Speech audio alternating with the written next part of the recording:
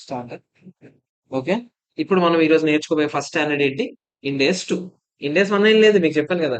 ఇండేస్ 1 గురించి మనం పెద్దగా డిస్కస్ చేసింది ఏం లేదు. ఫైనాన్షియల్ స్టేట్మెంట్స్ ఏమేమి ఉంటాయో ఆ కంప్రైజ్ చేసిన ఫైనాన్షియల్ స్టేట్మెంట్స్ అన్నిటిని మనం ఇప్పుడు చదువు. ఇండెక్స్ 2 ఇన్వెంటరీస్ గురించి మనం మాట్లాడుకోవాలి. ఓకే. సో ఏంటి ఇన్వెంటరీస్, దాని గురించి ఏంటి మ్యాటర్ మొత్తం ఈ రోజు డిస్కస్ చేయబోతున్నాం. మాక్సిమం సమ్స్ అవ్వగొట్టడానికి ట్రై చేద్దాం. అవ్వకపోయినా కూడా రేపైతే ఫస్ట్ అవర్ లో అయిపోతాయి sums. Index 2 sums next hour లో ఇంకో స్టాండర్డ్ కి మనం వెళ్ళిపోవచ్చు టాపిక్. ఓకే. సో ఏంటి ఇండెక్స్ 2 ఇన్వెంటరీస్? ఇన్వెంటరీస్ అంటే మనం మామూలుగా చిన్నప్పుడు అయితే మనం దాన్ని స్టాక్ అని చదివేవాళ్ళం. ఇప్పుడు దాని పేరు మార్చాడు ఇన్వెంటరీ. ఎందుకంటే స్టాక్ అంటే మనం ఎప్పుడు స్టాక్ అంటే ఏముందిరా, ఇప్పుడు నేను పెన్నుల బిజినెస్ చేస్తున్నాను అనుకో, పెన్ నాకు ఏమవుతుంది, స్టాక్ అవుతుంది కదా, అదే స్టాక్ అనుకునేవాడు. ఇన్వెంటరీ టర్మ్ కొంచెం వైడ్ చేశాడు అనమాట. అంటే స్టాక్ ఒక్కటే కాదు, స్పేర్ పార్ట్స్ ఇలాంటివి కూడా కొన్ని ఇన్వెంటరీస్ లోకి వస్తాయి అని చెప్పి కొంచెం ఆ టర్మ్ ఎక్స్పాండ్ చేయడానికి ఇన్వెంటరీస్ అని ఇంట్రడ్యూస్ చేశారు. ఓకే. సో ఇండియాస్ 2 లో ఇన్వెంటరీస్ లో మనకు ముందు ఇన్వెంటరీస్ అంటే ఏం చెప్తున్నాడు? Inventories are assets which are held for sale in the ordinary course of business. అంటే నువ్వు నార్మల్ కోర్స్ ఆఫ్ బిజినెస్ లో డే టు డే అమ్మడానికి నువ్వు తీసుకునేవన్నీ కూడా ఏమవుతాయి అంటారు? ఇన్వెంటరీ. ఇందాక చెప్పిన ఎగ్జాంపుల్, పెన్ షాప్ వాడికి పెన్ ఏమవుతుంది? ఇన్వెంటరీ అవుతుంది. ఏసీ షాప్ వాడికి ఏసీ ఇన్వెంటరీ అవుతుంది. కానీ పెన్ షాప్ వాడికి ఏసీ ఇన్వెంటరీ అవుద్దా? అవ్వదు. ఎందుకంటే నేను ఆర్డినరీ కోర్స్ ఆఫ్ బిజినెస్ లో అమ్మడానికి కొనుక్కున్నాను, అది లేదు కదా. సో అప్పుడు నాకు అది ఏమవుతుంది? ఫిక్స్డ్ అసెట్ లోకి వెళ్తుంది. Okay. So ordinary course of business లో నువ్వు అమ్మడానికి కొనుక్కున్నవి ఏవైనా సరే ఏమవుతుంది నీకు? ఇన్వెంటరీ అవుతుంది. In process of production or sale అంటే పర్సెస్ సేల్ అంటే ఇప్పుడు నువ్వు ఇది అమ్మడానికి, ఫర్ ఎగ్జాంపుల్ ఇది ఈ పెన్ తయారు చేయడానికి నాకు ప్లాస్టిక్ కావాలి కదా. నేను ప్లాస్టిక్ కొనుక్కొని మ్యానుఫ్యాక్చర్ చేస్తున్నాను. ఈ ప్లాస్టిక్ నేను అమ్మడానికి కొనుక్కోలేదు. కానీ నేను ప్లాస్టిక్ ఎందుకు కొనుక్కున్నాను? ఈ పెన్ తయారు చేయడానికి ఈ ప్రాసెస్ లో వాడడానికే కదా కొనుక్కున్నాను. సో ప్లాస్టిక్ కూడా నాకు ఏమవుతుంది? Inventory sir. ఇన్వెంటరీ డెఫినేషన్ లోకి వస్తాయి. దాన్ని కూడా మీరు ఎలా పాటించాలి, ఇప్పుడు నేను చెప్పేవన్నీ పాటించాలి. ఓకేనా. తర్వాత materials and supplies used in production process. Same రా మెటీరియల్స్ ఏవైనా సరే, దీనికి వాడే రా మెటీరియల్స్ ఏవైనా సరే ఆటోమేటిక్ ఏమవుతాయి? ఇందులోకి వస్తాయి. మరి దీనికి తేడా ఏంటి సార్ అంటే, ఇది ఆబ్వియస్లీ కొంచెం స్పేర్ పార్ట్స్ స్టోర్స్ అవి కూడా ఇందులోకి వస్తాయి. సింపుల్ గా చెప్పాలంటే మీరు ఒక ప్రొడక్ట్ తయారు చేయడానికి కావాల్సిన ప్రతి ఇంగ్రీడియంట్ కూడా ఏమవుతుంది మీకు ఆటోమేటిక్ గా ఇన్వెంటరీస్ లోకి కవర్ అయ్యింది. ఓకేనా. సో ఇప్పుడు ఫర్ ఎగ్జాంపుల్ ఈ పెన్ మీద వేసే పెయింట్ నుంచి ఈ పెన్ మీద పెన్ కి వాడే ప్లాస్టిక్ వరకు బటన్స్ కానీ ఏవైనా సరే ఏమవుతాయి? నాకు ఇన్వెంటరీ అవుతాయి. ఓకేనా కదా. సో రా మెటీరియల్ స్టేజ్ నుంచి ఎండ్ ప్రొడక్ట్ వరకు మనం తయారు చేసే ప్రతిదాన్ని ఇన్వెంటరీస్ డెఫినేషన్ లో కవర్ చేసేస్తాం. ఇన్వెంటరీస్ దేనికి మెజర్ చేయాలి? ఇన్వెంటరీస్ దేనికి మెజర్ చేయాలంటే, చిన్నప్పటి నుంచి మనం చదువుకున్నాము ఫినిష్డ్ గుడ్స్ అనేవి ఎప్పుడైనా సరే మనం మామూలుగా చదువుకుంది ఏంటి? స్టాక్ అంటే దేనికి మెజర్ చేస్తాం? Lower of cost or NRV అని చదువు. కానీ ఇప్పుడు మనం దాన్ని డీప్ గా చదువుకోం. ఓకేనా. సో కాస్ట్ అంటే ఏంటి, ఎన్ఆర్వి అంటే ఏంటి, కొంచెం డీప్ గా డిస్కస్ చేయగలం అప్పుడుతో పోల్చుకుంటే. సో ఎప్పుడైనా సరే ఫినిష్డ్ గుడ్స్ అయినా వర్క్ ఇన్ ప్రోగ్రెస్ అయినా cost or NRV which are is lower measure చేయండి అని చెప్తున్నాడు. కానీ రా మెటీరియల్స్ అయితే మీరు కళ్ళు మూసుకొని కాస్ట్ ఆర్ అన్నారు విచ్ ఎవర్ ఇస్ లోవర్ అని చెప్పకూడదు.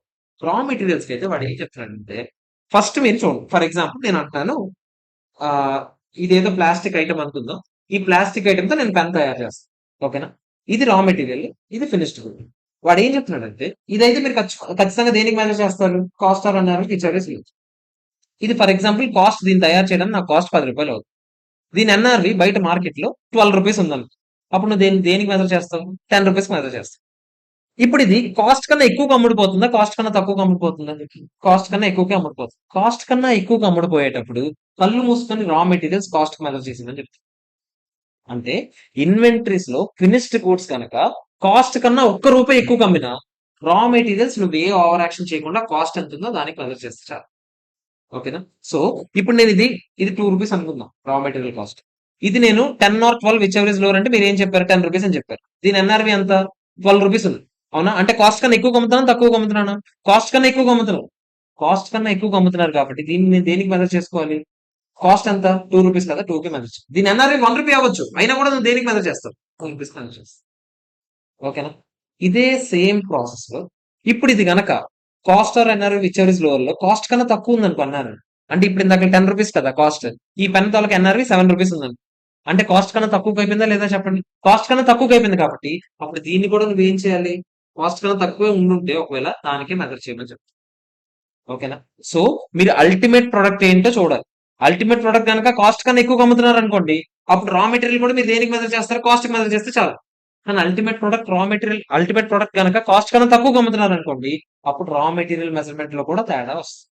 ఓకేనా. అదేంటో చూద్దాం. ఫస్ట్ వాడు ఏం చెప్తున్నాడు? Finished goods are expected to be sold at or above cost. అప్పుడు మీకు ఏం చెప్పాను? కాస్ట్ కే మెజర్ చేయాలి.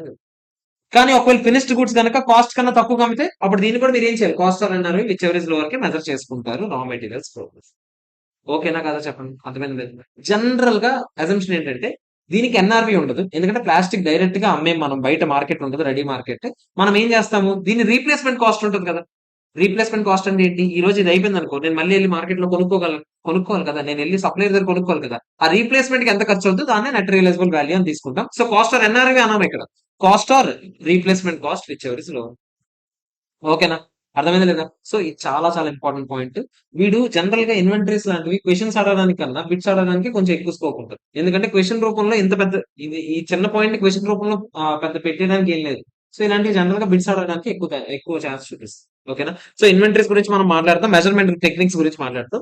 నార్మల్ గా ఫినిష్డ్ గుడ్స్ కానీ వర్క్ ఇన్ ప్రోగ్రెస్ కానీ దేనికి మెజర్ చేయాలి, cost or NRV whichever is lower. కానీ రా మెటీరియల్ మాత్రం ఎలా మెజర్ చేయాలి, ఫస్ట్ చూడాలి. ఆగి ఫినిష్డ్ గుడ్స్ కాస్ట్ గానీ అంతకన్నా ఎక్కువగానే అమ్ముతున్నారు అనుకోండి, అప్పుడు రా మెటీరియల్ దేనికి మెజర్ చేస్తాం, కాస్ట్. కానీ ఫినిష్డ్ గుడ్స్ కాస్ట్ కన్నా తక్కువ కనుక ఎన్ఆర్వి ఉంటే అప్పుడు మనం రా మెటీరియల్ కూడా cost or replacement cost whichever is lower. ఓకేనా కదా చెప్పండి. సో ఈ ఇన్వెంటరీస్ మెజర్ చేసేటప్పుడు ఐటమ్ బై ఐటమ్ అయినా చెక్ చేసుకోవచ్చు, గ్రూప్ అయినా చెక్ చేసుకోవచ్చు. సార్ అంటే ఏంటి సార్, ఏం లేదు, ఈజీ చూడండి. ఇప్పుడు ఫర్ ఎగ్జాంపుల్ ఇక్కడ ఒక షర్ట్స్ ఉన్నాయి, ఇక్కడ జీన్స్ ఉన్నాయి. ఓకేనా, ఇదేదో ఎగ్జాంపుల్ తీసుకొని చెప్పాడు, ఒకసారి జాగ్రత్త చూడండి. ఇప్పుడు నేను అన్నాను cost or NRV whichever is lower అని అన్నారు, అంతే కదా. ఇప్పుడు చెప్పండి 200 150, ఇది ఫస్ట్, ఇదేదో షర్ట్ అనుకుందాం, ఇది వేరే షర్ట్, ఇది వేరే shirt. 200 or 150 which ever is lower అంటే ఏంటి, 150. 300 or 400 which ever is lower అంటే ఏంటి, 300.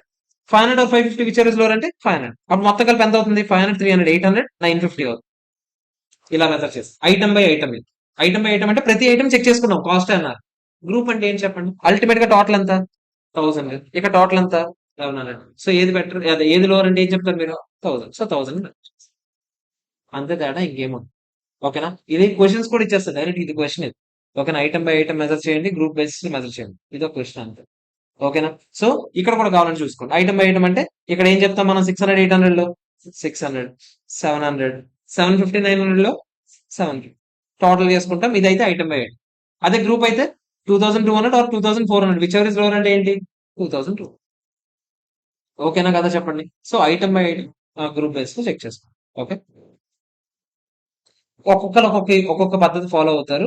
మనం depending on the situation, general గా అయితే item by item basis preference ఇస్తాం, వాడు అడిగితే తప్ప మనం గ్రూప్ బేసిస్ లోకి వెళ్ళాలి ఎప్పుడైనా సరే. ఓకే, తర్వాత ఇన్వెంటరీస్ ఎప్పుడు మెజర్ చేస్తారు, ఈచ్ బ్యాలెన్స్ షీట్ డేట్ కి మెజర్ చేసుకుంటాం మనం. ఇన్వెంటరీస్ అనేది ప్రతి బ్యాలెన్స్ షీట్ డేట్ కి మీరు ఏం చేయాలి, కాస్ట్ ఆర్ అన్నారు విచ్ ఎవర్ ఇస్ లోవర్ చూసుకోవాలి.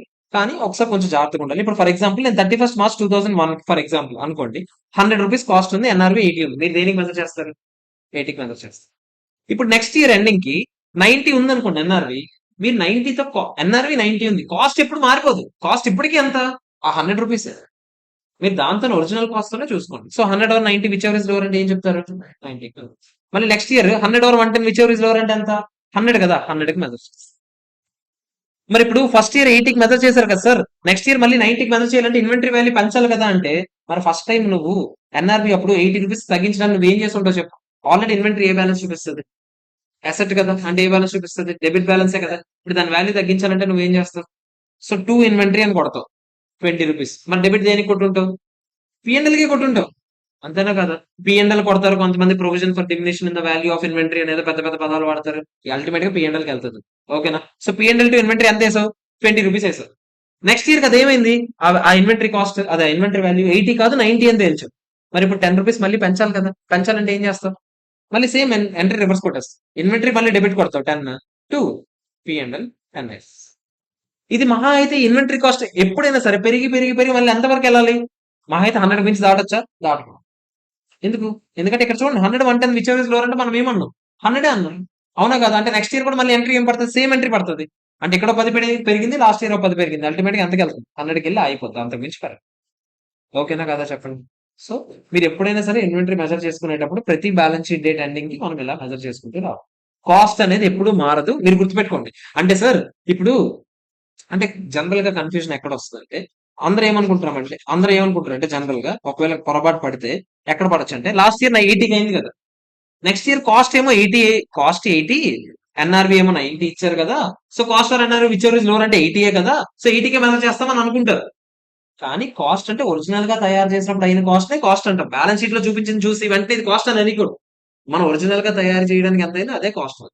ఓకేనా? సో ఇక్కడ 80 ఉన్న బ్యాలెన్స్ షీట్ లో కాస్ట్ అంటే ఎంత? ఒరిజినల్ గా స్టార్ట్ చేసిన 100 రూపీసే కాస్ట్. సో ఈ విషయంలో కన్ఫ్యూజ్ అవ్వం. ఓకేనా? అది మాత్రం మనం next sir cost or NRV whichever is lower అన్నారు కదా, మరి డీటెయిల్ గా చెప్పండి కాస్ట్ అంటే ఏంటి, ఎన్ఆర్వి అంటే. ఇప్పుడు మనం వన్ బై వన్ మాట్లాడతాం. First cost of inventories. ముందు కాస్ట్ గురించి నేను క్లియర్ గా ఒక్కొక్క దాని గురించి మాట్లాడుతున్నాను. ఇన్వెంటరీ పర్చేస్ చేయొచ్చు లేదా నువ్వే తయారు చేసుకోవచ్చు కూడా. ఏదైనా నువ్వు చేసుకోవచ్చు కదా. నువ్వు రెడీమేడ్ స్టోర్ అనుకో, నువ్వు కొనుక్కుంటా అమ్ముతావు. మ్యానుఫాక్చరింగ్ డిపార్ట్మెంట్ ఇదే అనుకో, అప్పుడు నువ్వే తయారు చేసి అమ్ముతావు. అవునా? సో అప్పుడు ఏవేవి కలపాలి, ఏవేవి కలపకూడదు అనేది మనం మాట్లాడదాం. ఫస్ట్ పర్చేస్డ్ గూడ్స్ అనుకుంది అంటే నేను జస్ట్ ఏం చేస్తాను, నేను ఇంకోటి దగ్గర కొనుక్కుంటాను, తీసుకొచ్చి అమ్ము. అప్పుడు ఏమేమి యాడ్ చేయాలి? Purchase price first obviously purchase ఎంత చేస్తాం అంత ప్రైస్ యాడ్ చేస్తాం లేదా చెప్పండి. మీరు ఎప్పుడైనా గుర్తుపెట్టుకోండి, ఎప్పుడైనా సరే purchase price plus cost directly attributable to the acquisition. అంటే సింపుల్ గా చెప్పాలంటే దాన్ని కొనుక్కోవడానికి మనకు అయిన కమిషన్లు లేకపోతే ఇంకేమైనా చార్జెస్ ఏమైనా పే చేసినా అవన్నీ ఖర్చులు కలపాలి. And cost of bringing the inventory to current location and condition. అంటే ప్రస్తుతానికి ఉన్న కండిషన్ కి లొకేషన్ కి తీసుకురావడానికి మనకు అయిన ఖర్చులు.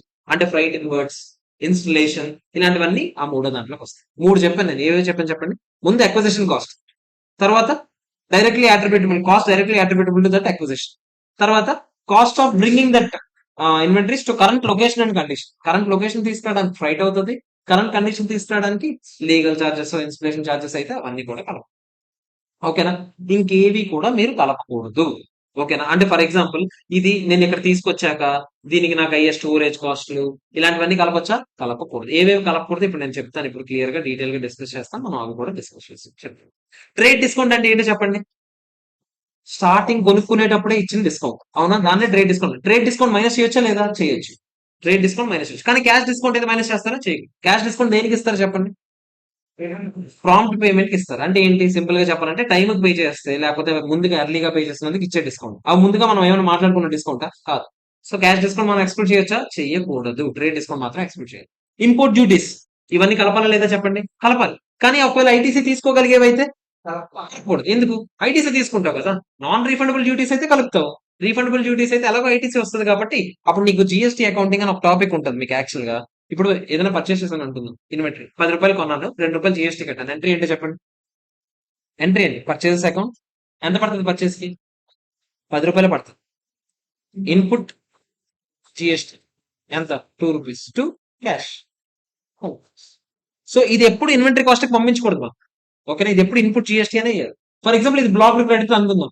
ఏదో రీజన్ వల్ల బ్లాక్ క్రెడిట్ అనుకుందాం. బ్లాక్ క్రెడిట్ అయితే బ్లాక్ క్రెడిట్ అంటేనే ఏంటి మీనింగ్? ఐటీసీ తీసుకోకూడదు. ఐటీసీ తీసుకోకూడదు కాబట్టి ఇది డైరెక్ట్ గా ఏం చేయొచ్చు నేను?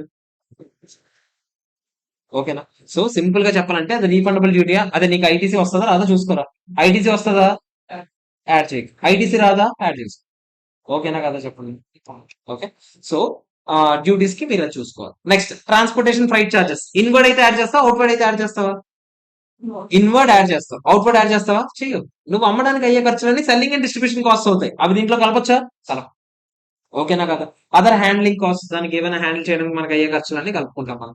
ఇన్సూరెన్స్ ఏమైనా తీసుకున్నారనుకోండి అవి కూడా కలుపుతామా లేదా? కలుపుతాం. బ్రోకరేజ్ ఏమైనా పే చేశారనుకోండి, మీకు చెప్పాను కదా అక్విజిషన్ కి ఇన్సిడెంటల్ ఎక్స్పెన్సెస్ కూడా మనం ఏం చేస్తాం? యాడ్ చేస్తాం. కాబట్టి అవన్నీ కూడా మీరు ఏం చేస్తాం? యాడ్ చేస్తాం. ఇవన్నీ కూడా యాడ్ చేస్తే మనకి కాస్ట్ ఆఫ్ పర్చేస్ వస్తుంది. ఓకేనా? సో మీరు నాకు చెప్పండి. ఫస్ట్ స్టార్టింగ్ ఏముంటుంది? పర్చేస్ ప్రైస్ ఉంటుంది. తర్వాత less trade discount. Cash discount అయితే మైనస్ చేయకుండా. ఇంకా transportation. Outward inward? Inward. Next duties and taxes. Refundable non refundable? Non refundable. ఇంకా హ్యాండ్లింగ్ చార్జెస్, ఇన్స్టలేషన్ చార్జెస్ ఇలాంటివన్నీ కూడా మనం ఏం చేయొచ్చు? యాడ్ చేసుకోవచ్చు. ఇన్స్టలేషన్ లాంటివి ఇక్కడ ఉండవు. ఎందుకు? ఇన్వెంటరీ కదా ఇది జనరల్ గా. ఇన్స్టలేషన్ అనే కాన్సెప్ట్. ఓకేనా? సో ఇంకే ఇన్సిడెంటల్ ఎక్స్పెన్స్ ఉందో మీరు యాడ్ చేసుకోవచ్చు. మరి ప్రొడ్యూస్డ్ గూడ్స్ కి అయితే ఏవేవి యాడ్ చేయాలి? ప్రొడ్యూస్డ్ అంటే నువ్వే తయారు చేస్తావు కదా. నువ్వే తయారు చేస్తే ఏ ఖర్చులు అవుతాయి చెప్పు నీకు తయారు చేయడానికి? Material, labour, over heads. Over heads అంటే ఏంటి? మెటీరియల్, లేబర్ కానివన్నీ ఏమవుతాయి? ఓవర్ హెడ్స్ అవుతాయి. ఓవర్ హెడ్స్ లో మళ్ళీ 2 రకాలు. వేరియబుల్ ఓవర్ హెడ్స్ ఉంటాయి, fixed over heads. Variable over heads అనుకో పెద్ద ప్రాబ్లం లేదు. ఫిక్స్డ్ ఓవర్ హెడ్స్ విషయంలో నువ్వు కొంచెం జాగ్రత్తగా ఉండాలి. ఇప్పుడు దాని మీదే క్వశ్చన్స్ అడిగితే, ఇన్వెంటరీలో క్వశ్చన్ అడిగితే కొంచెమైనా కష్టంగా అడగాలంటే అది ఒక్కటే ఉంది కాన్సెప్ట్. దాని గురించి క్లియర్ గా డిస్కస్ చేస్తాం. ఓకేనా? అవన్నీ కలపాలంటే మామూలుగా కలపాలి. అవన్నీ కలిపితే మనకి ఏమవుతుంది? కాస్ట్ ఆఫ్ ప్రొడక్షన్ వస్తుంది. ఓకేనా కదా చెప్పండి. ఇందులో కూడా మీరు చూస్తే ఈ overheads only factory overheads మాత్రమే. Selling and distribution overheads, administration overheads add చేయకూడదు. ఓకేనా కాదా? అర్థమైందా లేదు? ఓకే. సో మరి కాస్ట్ పర్ యూనిట్ ఏమవుతుంది? ఇవన్నీ టోటల్ వచ్చింది, టోటల్ కాస్ట్ వచ్చింది. Divide by number of units చేస్తే మనకి ఏమొస్తుంది? టోటల్ కాస్ట్ పర్ యూనిట్ వస్తుంది. ఓకేనా? ఇవన్నీ మనం సమ్ లో చేద్దాం. ఇలా మరీ బట్టి పట్టించినట్టు రాయించడాన్ని. ఆ తర్వాత మనం మాట్లాడుకుందాం డిస్కషన్. ఓకే. జనరల్ గా ఏమి చెప్పకపోతే మనం ట్యాక్సెస్ ఏమనుకుంటాం? నాన్ రీఫండబుల్ అని అనుకోండి. అప్పుడు మీరు ఏం చేస్తారు? నాన్ రీఫండబుల్ అయితే కాస్ట్ కి యాడ్ చేస్తారు. అది మీరు గుర్తుపెట్టారు. ఓకే. ఏవేవి ఇంక్లూడ్ చేయకూడదు, ఇది చాలా చాలా ఇంపార్టెంట్. ఏవేవి ఇంక్లూడ్ చేయకూడదు? ఫస్ట్ అండ్ ఫార్మోస్ట్ ఏంటి? Abnormal loss. Abnormal loss include చేయకూడదు. చేయకూడదు కాబట్టి మీకు గుర్తుండే చిన్నప్పుడు మనం ట్రేడింగ్ అకౌంట్ వేసేటప్పుడు ఏం చేస్తాం చెప్పండి? ట్రేడింగ్ అకౌంట్ లో అబ్నార్మల్ లాస్ ఎక్కడ వేస్తాము? క్రెడిట్ సైడ్ వేసేస్తాం ఫస్ట్. ఏసీ పిఎండ్ఎల్ అకౌంట్ లో మళ్ళీ దాన్ని ఏం చేస్తాము? డెబిట్ సైడ్ వేస్తాం. అంటే సింపుల్ గా చెప్పండి, ట్రేడింగ్ అకౌంట్ నుంచి ఎలిమినేట్ చేసి పిఎండ్ఎల్ అకౌంట్ కి తీసుకొచ్చేస్తాం. ఓకేనా? అవన్నీ ఇండైరెక్ట్ ఎక్స్పెన్సెస్ లాగా. ఓకేనా? సో అబ్నార్మల్ లాస్ ఇంక్లూడ్ చేయొచ్చా కాస్ట్ లో? ఇంక్లూడ్ చేయకూడదు. ఓకేనా కదా? తర్వాత ఏదైతే ఆ, తర్వాత స్టోరేజ్ కాస్ట్ మీకు చెప్పాను కదా, మరీ అది అవసరం సార్, ఆ ఇన్వెంటరీని అందులో స్టోర్ చేయడం అవసరం సార్ అనేవి మీరు యాడ్ చేసుకోండి. ఫర్ ఎగ్జాంపుల్, నేను ఐస్ క్రీమ్స్ కొన్నాను. ఐస్ క్రీమ్ ఖచ్చితంగా కోల్డ్ స్టోరేజ్ ఉండాలా లేదా? అవి యాడ్ చేయండి. ఆ కోల్డ్ స్టోరేజ్ ఫెసిలిటీకి అయ్యే ఖర్చులు యాడ్ చేయండి. అవి మీకు ఫ్యాక్టరీ ఓవర్హెడ్స్ కింద వస్తాయి మీకు. కానీ ఆ ఇన్వెంటరీ ఇంకేదైనా పెన్నులు ఉన్నాయి, పెన్నులు తీసుకెళ్ళి నేను ఏదో గొడవలో పెట్టాను, ఆ గొడవల కోసం యాడ్ చేస్తామా? చేయండి. అది నిజంగా దానికి అవసరం అయితేనే ఆ నేచర్ ఆఫ్ గూడ్స్ కి మీరు అవి యాడ్ చేయండి. లేకపోతే అవసరం యాడ్ చేయాలా? యాడ్ చేయకూడదు. ఓకేనా? తర్వాత అడ్మినిస్ట్రేషన్ ఓవర్ హెడ్స్ మీకు చెప్పాను. అడ్మినిస్ట్రేషన్ ఓవర్ హెడ్స్ అంటే ఏంటి? ఆఫీస్ రెంట్లు, ఆఫీస్ కి అయ్యే సాలరీస్, ఆఫీస్ లో ఇచ్చే సాలరీస్, ఇవన్నీ administration overheads. Selling and distribution overheads, outwards freight, outwards కానీ సేల్స్ ఏజెంట్లకు ఇచ్చే కమిషన్లు అవన్నీ ఇంక్లూడ్ చేస్తామా? క్యాష్ డిస్కౌంట్ మీకు చెప్పాను, క్యాష్ డిస్కౌంట్ మనం కన్సిడర్ చేయమని చెప్తున్నాం. ఇంట్రెస్ట్ కాస్ట్, ఇంట్రెస్ట్ కాస్ట్ లో కూడా బారోయింగ్ కాస్ట్ కాన్సెప్ట్ అని మనం ఒక చదువుతాం, ఇంకో స్టాండర్డ్ చదువుతాం, ఇండెక్స్ 23. అందులో బారోయింగ్ కాస్ట్ స్టాండర్డ్ చదివేటప్పుడు కొన్నిసార్లు అది చెప్తాడు అనమాట, కొన్ని కొన్ని కలుపుతాము, కొన్ని కొన్ని కలపమని. వాడు చెప్తే అప్పుడు మీరు ఆడు ఏం చెప్పాడు అది అన్నది అక్కడ నేర్చుకుందాం. వాడు చెప్పాడు లేదో పక్కన పెట్టేద్దాం. ప్రస్తుతానికి అయితే ఇంట్రెస్ట్ కాస్ట్ ఇంక్లూడ్ చేయకండి. ఓకేనా? అలాగే గుర్తుపెట్టుకోండి. అన్లెస్ ఇండెక్స్ 23 స్పెసిఫిక్ గా చెప్పింది అనుకోండి ఇంక్లూడ్ చేయండి ఈ కేసులో అని, అప్పుడు మీరు ఇంక్లూడ్ చేయాలి. అది ఇప్పుడు చెప్పింది సార్, ఎప్పుడు చెప్పలేదు సార్, ఇండెక్స్ 23లో నేర్చుకోండి. ఓకేనా? సో ఏవేవి ఇంక్లూడ్ చేయకూడదు అనేది మాత్రం చాలా చాలా ఇంపార్టెంట్ పాయింట్స్. ఓకేనా? ఏవేవి చెప్పండి ఫస్ట్. అబ్నార్మల్ కాస్ట్, మనం అబ్నార్మల్ లాసెస్ ఏవి ఉన్నా కూడా మనం ఇంక్లూడ్ చేయకూడదు. స్టోరేజ్ కాస్ట్ అన్లెస్ స్పెసిఫిక్ గా రిక్వైర్డ్ అయితే ఇంక్లూడ్ చేయండి, లేకపోతే ఇంక్లూడ్ చేస్తామో చేయండి. అడ్మినిస్ట్రేషన్ ఓవర్ హెడ్స్ కానీ, selling and distribution over heads కానీ ఇవేవి ఇంక్లూడ్ చేయొద్దని చెప్పాను. క్యాష్ డిస్కౌంట్స్ ఎక్స్క్లూడ్ చేసేయమని చెప్పాను. ఇంట్రెస్ట్ కాస్ట్ స్పెసిఫిక్ గా ఇండెక్స్ 23 చెప్తే ఇంక్లూడ్ చేయండి, లేకపోతే ఇంక్లూడ్ చేస్తారా? చేయకూడదు. ఓకేనా కదా? ఇప్పుడు అన్నిటికన్నా ఇంపార్టెంట్ కాన్సెప్ట్ అది మీకు చెప్పాను కదా. ఇక్కడ అడిగితే దేని మీద క్వశ్చన్స్ అన్ని అడుగుతాడని, ఫిక్స్డ్ ఓవర్ హెడ్స్ మీద చుట్టూ తిరుగు. ఫిక్స్డ్ ఓవర్ హెడ్స్ అంటే ఏంటి చెప్పండి? ఫిక్స్డ్ గా అయ్యే ఇండైరెక్ట్ ఎక్స్పెన్సెస్. ఫ్యాక్టరీ గురించి నేను మాట్లాడుతాను, ఎందుకంటే అడ్మినిస్ట్రేషన్, సెల్లింగ్ అండ్ డిస్ట్రిబ్యూషన్ అసలు కలుపుతామా? కలపము. ఇప్పుడు ఫర్ ఎగ్జాంపుల్ నేను ఫ్యాక్టరీకి ₹1,00,000 రెంట్ కట్టాలి. ఓకేనా? వేరియబుల్ కాస్ట్ అనుకోండి, పర్ యూనిట్ కి ఇంత అని ఖర్చు అవుతుంది కాబట్టి పర్ యూనిట్ కి నేను ప్రతి యూనిట్ కి ప్రొడక్షన్ చేసే కొద్దీ నేను అవన్నీ యాడ్ చేసుకుంటూ వస్తాను. కానీ ఫిక్స్ ప్రొడక్షన్ ఓవర్ హెడ్స్ అలా కాదు కదా. మీరు ప్రొడ్యూస్ చేసినా చేయకపోయినా మీరు ఏం చేయాలి? ₹1,00,000 అయితే కట్టేయాలి. నేను ఫస్ట్ ఇప్పుడు జాగ్రత్తగా వినండి. నేను ఫస్ట్ 10,000 యూనిట్స్ నార్మల్ గా నా కెపాసిటీ అని ఎక్స్పెక్ట్ చేస్తాను సంవత్సరానికి. వాడు ఏమంటాడంటే ఫిక్స్డ్ ఓవర్ హెడ్స్ ఎప్పుడైనా సరే అబ్జార్ప్షన్ కాన్సెప్ట్ లో కొంచెం మనం తీసుకొస్తాం. ఇక్కడ అబ్జార్ప్షన్ కాస్టింగ్ అని చిన్నప్పుడు చదువుంటాం. అది మీకు కొంత తెలియకపోయినా ఇప్పుడు నేను చెప్తాను, వినండి జాగ్రత్తగా. ఏమంటున్నానంటే ఫస్ట్ నార్మల్ గా మీ కెపాసిటీ ఎంతో ఆలోచించండి. నార్మల్ కెపాసిటీ ఎంత అని చెప్పారు? 10,000. మీకు ఎంత ఖర్చు అవుతుంది ముందే తెలుసు కదా, ఎంత అవుతుంది? 100. సో మీరు నాకు చెప్పండి, పర్ యూనిట్ కి మీరు ఎంత ఎక్స్పెక్ట్ చేస్తున్నారు? ₹10 ఎక్స్పెక్ట్ చేస్తున్నారు. అంతేనా కాదా చెప్పండి. ఇప్పుడు ఫర్ ఎగ్జాంపుల్ అంటే ప్రతి యూనిట్ తయారు చేస్తే ప్రతి ₹10 దానికి అలోకేట్ చేయాలి. మీరు ఒకవేళ 12,000 యూనిట్స్ తయారు చేశారు అనుకోండి అనుకోండి. ఇప్పుడు మీరు ₹10 లెక్క అలోకేట్ చేసుకుంటే ఏమవుతుంది చెప్పండి? 12,000 ఇంటూ ₹10 అంటే ఎంత? 1,20,000. కానీ యాక్చువల్గా అయిన ఖర్చు ఎంత? సో అప్పుడు మీరు ఏది, అప్పుడు మీరు 12,000 తో మీరు 12,000 యూనిట్స్ కి అలోకేట్ చేయాలా? చేసేటప్పుడు ₹10 అలోకేట్ చేయాలా? చేయకూడదు. ఎంత అలోకేట్ చేయాలి సార్ మరి అంటే, మీకు అయిన మహా అయితే మొత్తం ఖర్చు ఎంత అయింది? ₹1,00,000 కదా. ఎన్ని యూనిట్స్ కి అయ్యాయి? 12,000 యూనిట్స్ కే కదా అయ్యాయి. 1,00,000/12,000 ఎంత? ఎంత చెప్పండి? ఎంత? 8.33 ఏనా? సో ₹8.33 కదా. ప్రతి యూనిట్ కి మీరు ఎంత అలోకేట్ చేయాలి? 8.33. అప్పుడు అలోకేట్ చేశారు అనుకోండి ఏమవుతుంది? 8.33 ఇంటూ 12,000 ఎంత? 1,00,000. ఓకేనా కదా చెప్పండి. అంటే ఏముంది సార్, యాక్చువల్ గా ఎంత ప్రొడక్షన్ జరిగిందో దాంతో డివైడ్ చేయాలి అంతే కదా. అది చెప్పొచ్చు కదా డైరెక్ట్ గా. అంటే కాదు, ఇక్కడ కేసు అది. ఎందుకు? నేను అనుకున్న దానికన్నా ఎక్కువ ప్రొడ్యూస్ చేశాను కాబట్టి. ఇప్పుడు ఇంకో కేసు, అనుకున్న దానికన్నా తక్కువ ప్రొడ్యూస్ చేస్తాను. నేను ఇప్పుడు ఫర్ ఎగ్జాంపుల్ 8,000 యూనిట్స్ ప్రొడ్యూస్ చేశాను. అప్పుడు ఆడు ఏమంటున్నాడంటే 8,000 యూనిట్స్ ప్రొడ్యూస్ చేసావు కదా, పర్ యూనిట్ కి ఎంత అని అనుకున్నావు ముందు స్టార్టింగ్ లో? 10 రూపీస్. అంటే 8,000 ఇంటూ 10 ఎంత? 80,000 అయినా కాదా చెప్పండి? 80,000 అలొకేట్ చేయి. ఇంకో 20,000 నీ తప్పు వల్ల జరిగింది. ఎందుకు అంటే నీ కెపాసిటీ ఉన్నా కూడా నువ్వు ఏదో ఐడిల్ టైం వల్ల ఏదో రీజన్ వల్ల అబ్నార్మల్ కాస్ట్ కింద వస్తుంది. సింపుల్ గా చెప్పాలంటే అబ్నార్మల్ కాస్ట్ కింద 20,000 వస్తుంది కాబట్టి ఆ 20,000 నువ్వేం చేయాలి? P&L లో వేసి. ఓకేనా కాదా చెప్పండి? అర్థమైందా లేదా? సో అనుకున్న దానికన్నా తక్కువ యూనిట్స్ ప్రొడ్యూస్ చేశారనుకోండి, అప్పుడు మీరు స్టార్టింగ్ లో యూజ్ చేసిన రేటే వాడి. అనుకున్న దానికన్నా ఎక్కువ యూనిట్స్ ప్రొడ్యూస్ చేస్తే రేట్ మీరు ఏం చేయాలి? రివైజ్ చేయాలి. ఎలా రివైజ్ చేయాలి? ఇదిగో కొత్త యూనిట్స్ తో డివైడ్ చేసి రివైజ్ చేసి. ఓకేనా? ఆడ గుడ్డిగా రాసిమంటాడు. ఆడ ఏం చెప్తాడంటే total fixed overheads 1 lakh, higher of normal units or actual units. అంటే ఇప్పుడు 12,000 or 10,000 whichever is higher అంటే ఏం చెప్తారు మీరు? 12,000. అదే ఇప్పుడు 8,000 యూనిట్స్ ప్రొడ్యూస్ చేశారు అనుకో, 10,000 or 8,000 whichever is higher అంటే ఏం చెప్తారు మీరు? 10,000 కదా, అప్పుడు 10,000 తో డివైడ్ చేయండి అన్నాడు. అర్థమైందా? Normal units or actual units produce whichever is higher తో వాడుకోండి. లాజిక్ ఏంటో నేను చెప్పాను. లాజిక్ అర్థం కాకపోయినా మీరు డైరెక్ట్ గా normal units or actual units whichever is higher తో మీరు డివైడ్ చేసి. ఓకేనా? ఈ పాయింట్ తెలిస్తేనే మనం చాలా ఆన్సర్ సాల్వ్ చేయగలం. ఈ పాయింట్ తెలియకపోతే ఆగిపోతాం. ఒకసారి ఇక్కడ ఒక చిన్న ఎగ్జాంపుల్ చెప్పాడు. ఆ ఎగ్జాంపుల్ ఒకసారి చూసుకుందాం. తర్వాత మనం సమ్స్ లోకి వెళ్ళినప్పుడు ఇంకా క్లియర్ గా దాని గురించి మీకు క్లారిటీ ఇస్తాను నేను. ఓకేనా? ఇక్కడ చూడండి టోటల్ ఫిక్స్డ్ ఓవర్ హెడ్స్ ఎంత అయ్యాయి? 12,000 యూనిట్స్, అదే 12,000 రూపీస్ అయ్యాయి. నార్మల్ కెపాసిటీ ఎంత? 500 యూనిట్స్. యాక్చువల్ గా 400 యూనిట్స్ తయారు చేసాం. అప్పుడు విచ్ ఎవర్ ఇస్ హైయర్ అంటే దేంతో డివైడ్ చేస్తాం? 500 తోనే. అప్పుడు 12,000 డివైడ్ బై 500 ఎంత? 24 రూపీస్ పర్ యూనిట్. 24 2.4 24 వస్తుందా? 24 పర్ యూనిట్. 24 ఇంటూ 500 అంటే 12,000 అలొకేట్ చేసేస్తాం. ఓకేనా కదా? సారీ, 24 పర్ యూనిట్ ఇంటూ ఎన్ని యూనిట్స్?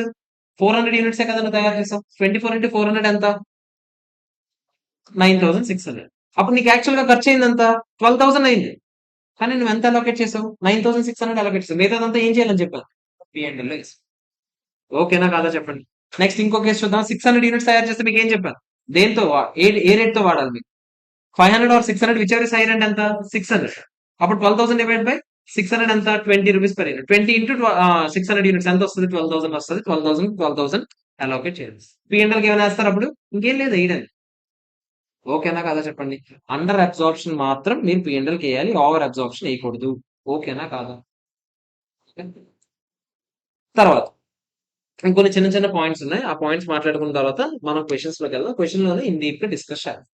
తర్వాత ఇప్పుడు మీరు ఒకవేళ ఇన్వెంటరీ కొన్నారు, అప్పు తీసుకొని కొన్నారండి. ఈడన్నాడు ఈ పెన్ ఈ రోజు కొంటే 10 రూపాయలు రా, నెల రోజుల తర్వాత డబ్బులు ఇస్తానంటే 12 రూపీస్ ఇవ్వాలరా అని చెప్పాడు. అంటే ఇందులో ఇంట్రెస్ట్ అమౌంట్ ఎంత ఉంది? 2 రూపీస్ ఉందా? ఆ 2 రూపీస్ కలపచ్చా మనం?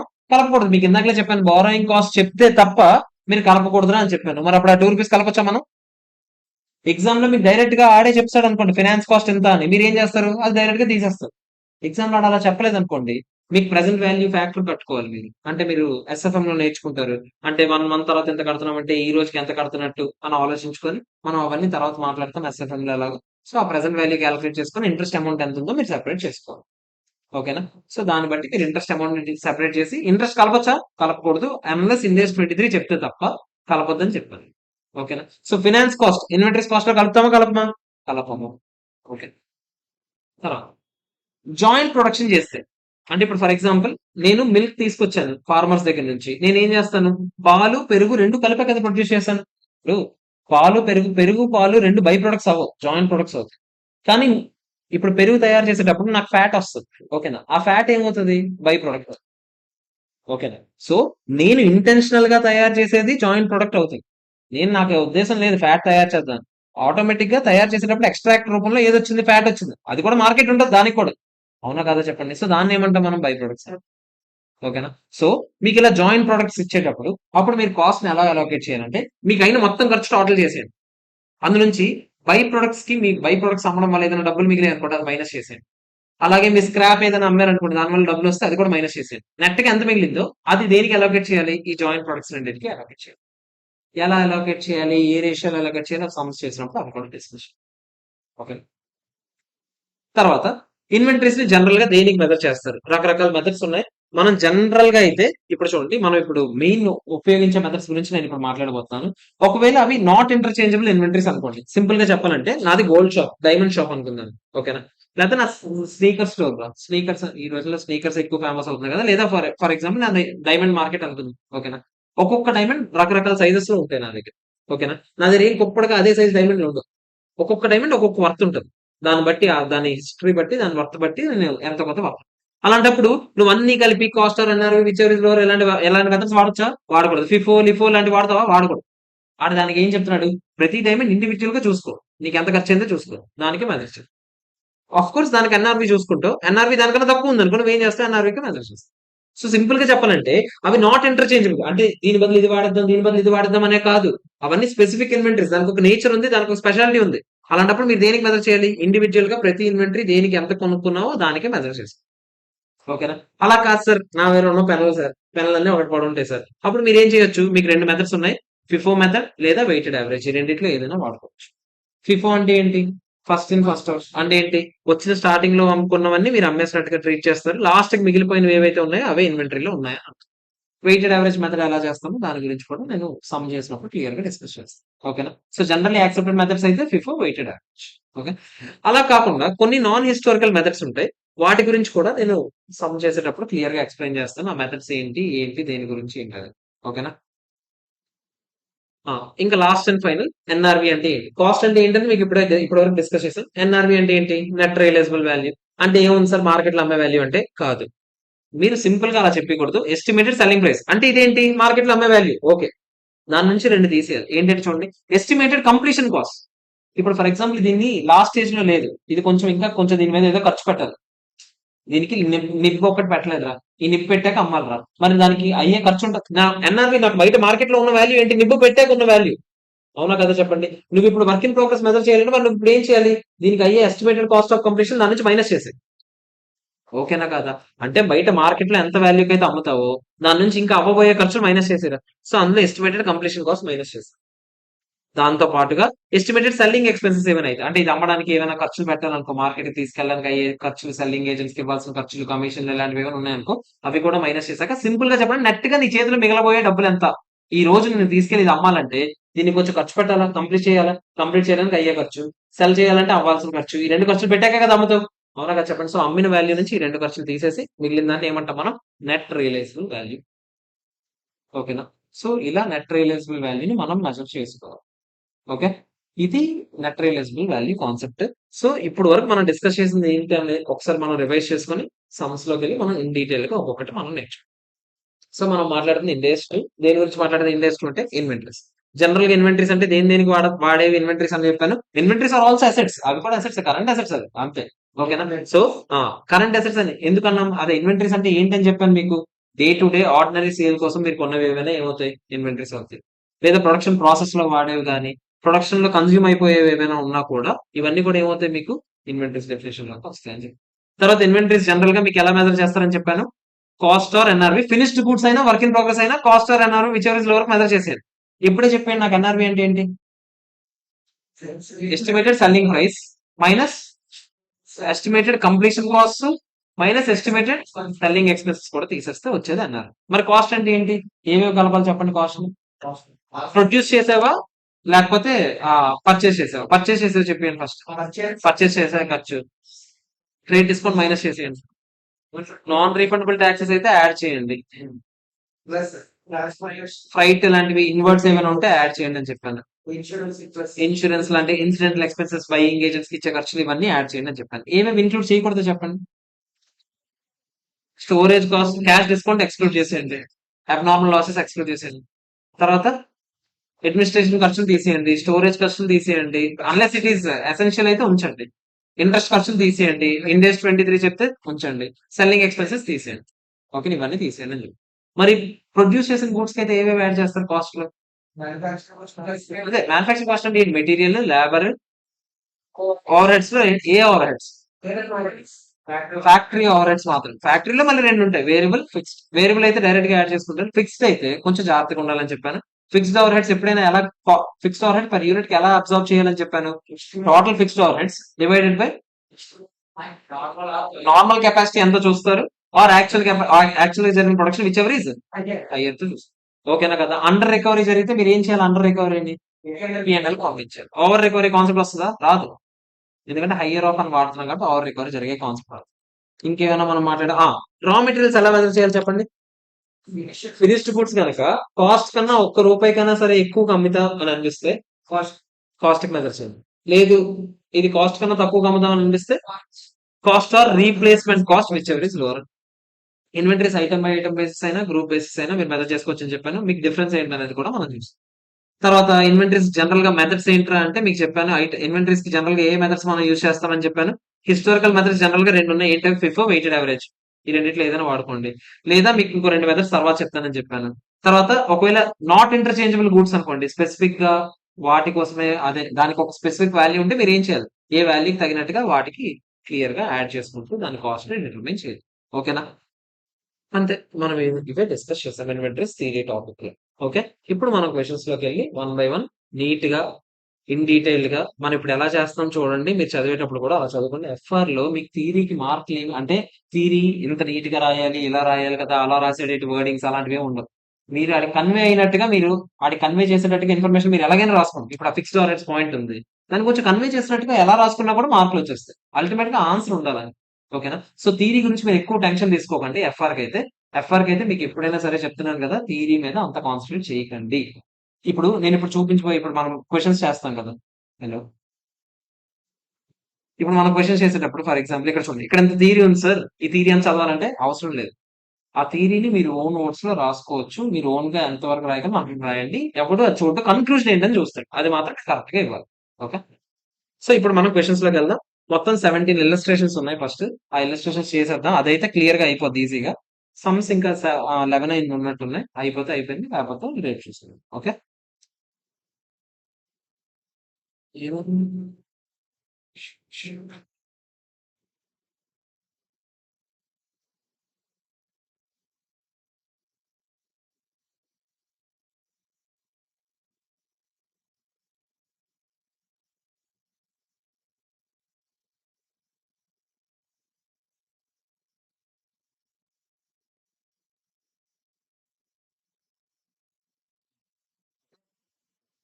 సో ఫస్ట్ నుంచి మనం చేద్దాం ఒక్కొక్క సమ్ క్లియర్ గా.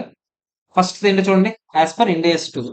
ముందు క్వశ్చన్ చదివేటప్పుడే నీట్ గా ఫస్ట్ టైం చదివినప్పుడు ఎప్పుడైనా గుర్తుపెట్టుకోండి, మీరు 3 రివిజన్ పడాలి ఫర్ ఎగ్జాంపుల్. ఫస్ట్ రివిజన్ అంటే మీకు ఇప్పుడు క్లాసెస్ కూడా మీరు కలిపి తీసుకుంటున్నారు కాబట్టి మీకు టైం లేదు 3 రివిజన్. అప్పుడు మీరు ఏం చేయాలి, ఇప్పుడు మీరు ఏదైతే వింటున్నారో అదే ఒక రివిజన్ లాగా చూసుకోవాలి. సో ప్రతిదీ నీట్ గా ఇన్ డీటెయిల్ ఇప్పుడు అర్థం చేస్తున్నాం. ఓకేనా? నెక్స్ట్ టైం మళ్ళీ మీరు థియరీ నోట్స్ చదవడాలు ఇంత జరగదు, మనకి డైరెక్ట్ గా క్వశ్చన్ లోకి వెళ్ళిపోతాం. ఎవరికి అంత టైం ఉండదు ఎగ్జామ్ ముందు కూడా. సో మీరు ఇప్పుడు ఫస్ట్ రివిజన్ చేసేటప్పుడు క్లియర్ గా చేసుకోండి. సెకండ్ రివిజన్ చేసేటప్పుడు ఏం చేస్తారు తెలుసా? అంటే ఎప్పుడు నేను చెప్పి ఫిబ్రవరి మంత్ నుంచి మీరు చేయాల్సిన పనులు. ఫిబ్రవరి నుంచి మీరు చదువుకునేటప్పుడు ఏం చేయాలంటే, ఇప్పుడు 17 క్వశ్చన్స్ ఉన్నాయి. దీన్ని చదివేటప్పుడు సేమ్ క్వశ్చన్స్ ఉన్నా, సిమిలర్ క్వశ్చన్స్ ఉన్నా, లేకపోతే చదివిన వెంటనే మీకు అర్థమైపోయింది, డైరెక్ట్ గా ఆన్సర్ వచ్చింది, మీరు చూడకుండానే అనిపించిన అవన్నీ స్ట్రైక్ ఆఫ్ చేసింది, అవి మళ్ళీ మళ్ళీ చూడకండి. ఓకేనా? మీరు అల్టిమేట్ గా ఫైనల్ గా ఎగ్జామ్ ముందు వెళ్ళేటప్పుడు ఈ చాప్టర్ లో 10 క్వశ్చన్లు ఉంటాయి. ప్రతి 10 క్వశ్చన్లకి 3 4 చూసుకునేటట్టే ఉంచుకోవాలి. ఓకేనా? అన్ని క్వశ్చన్స్ చూద్దామంటే ఇప్పుడు ఎవరి వల్ల కాదు.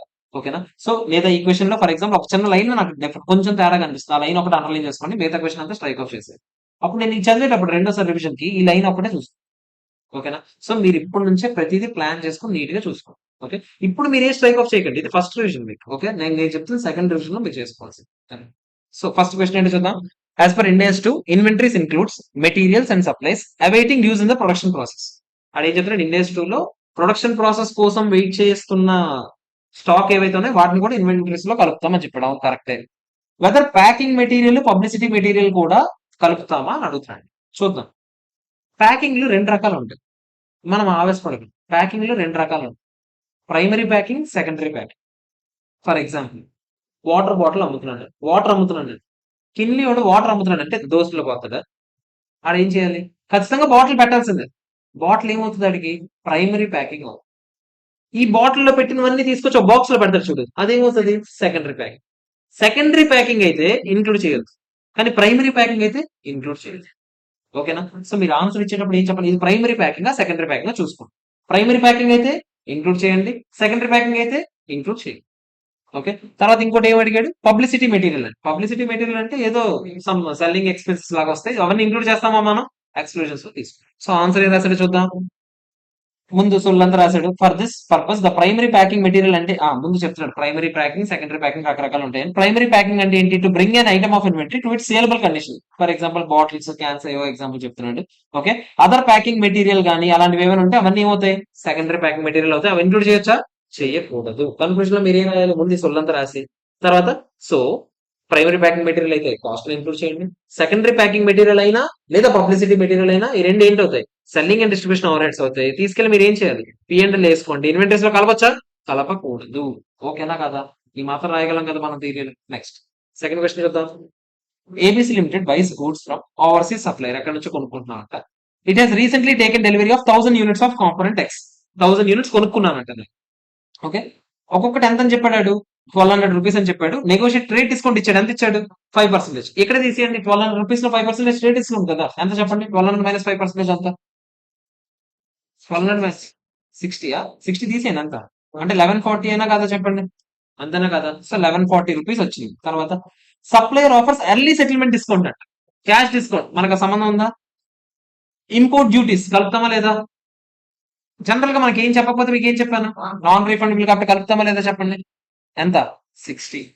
తర్వాత once the goods are release through customs must pay delivery cost to have the companies to its warehouse, అంటే ఇన్వర్డ్స్ అవుట్వర్డ్స్, ఇది ఇన్వర్డ్స్, కలుపుతామా లేదా, కలుపుతాం. ఎంత, 5000 రూపీస్ ఇది మొత్తం కలిపి. మరి పర్ యూనిట్ కి ఎంత, మనం ఎన్ని యూనిట్స్ చేస్తున్నాం, 1000 యూనిట్స్ కదా, 5000 డివైడ్ బై 1000 ఎంత, 5 రూపీస్. సో 5 రూపీస్ మొత్తం కలిపి ఎంత అయింది, 1205 అయినా, 1205. అడిగాడు కాస్ట్ ఆఫ్ ఇన్వెంటరీ మొత్తం కలిపి అడిగాడు, పర్ యూనిట్ కి అయితే 1205, మొత్తం కలిపి కావాలంటే ఇంటూ 1000 చేస్తే ఎంత. ఓకేనా కదా, ఈజీగానే ఉందా లేదా చెప్పండి. ఇది ఇక్కడ కింద రాశాడు, మీకు ఇంటెన్షన్ ఉంది ట్రేడ్ సెటిల్మెంట్ డిస్కౌంట్ కి అసలు మనకు అనవసరం, క్యాష్ డిస్కౌంట్ అయితే ఇంక్లూడ్ చేస్తామా చేయమని, మనకు సంబంధమే లేదు. సో అది ఇంక్లూడ్ చేయమని రాశాడు. ఓకేనా, మీరు ఇలాంటి చిన్న చిన్న దగ్గర మార్కులు పోగొట్టుకోకండి, ఇలాంటి పాయింట్స్ రాసేయండి. మీకు ఏదైనా ఒకటి ఇంక్లూడ్ చేయకూడదు అని అనిపిస్తే ఆ ముక్క కూడా రాసేయండి, అది ఇంక్లూడ్ చేయమనే ముక్క రాసేయండి. ఇంకా దాని గురించి నేను ఏదో స్పెషల్ గా రాసేయమనట్లేదు, ఆ ముక్క రాసేయండి నాకు. ఓకేనా కదా. థర్డ్ క్వశ్చన్ వెళ్ళొచ్చా. Business plans for production overheads of 10 lakhs per annum. Okay, normal level of production ఎంతంట, 1 lakh యూనిట్స్ per annum అని చెప్పాడు. నార్మల్ లెవెల్ ఆఫ్ ప్రొడక్షన్ ఇచ్చాడు. కానీ మనం ఎన్ని తయారు చేసామంట, 75,000 యూనిట్స్ తయారు చేసాం. మీకు చెప్పాను 75,000 or 1 lakh, ఇప్పుడు విచ్ ఎవర్ ఇస్ హయ్యర్, అంటే ఎంత, 1 lakh, అంటే 10 lakhs డివైడ్ బై 1 lakh చేస్తాం, అంటే పర్ యూనిట్ కి ఎంత, 10 రూపీస్ తీసుకుందాం. ఓకేనా కదా చెప్పండి, 10 రూపీస్ పర్ యూనిట్ కి fixed over heads. Other cost ఆడే ఇచ్చాడు 126, మొత్తం కలిపి ఎంత అయింది, 126 ప్లస్ 10 రూపీస్ ఎంత, 136. 136 అంటే ఎన్ని units, no no no, 1 lakh units మన కెపాసిటీ, మనం తయారు చేసిన 75,000 అయినా కదా, 75,000 ఎంత చెప్పండి.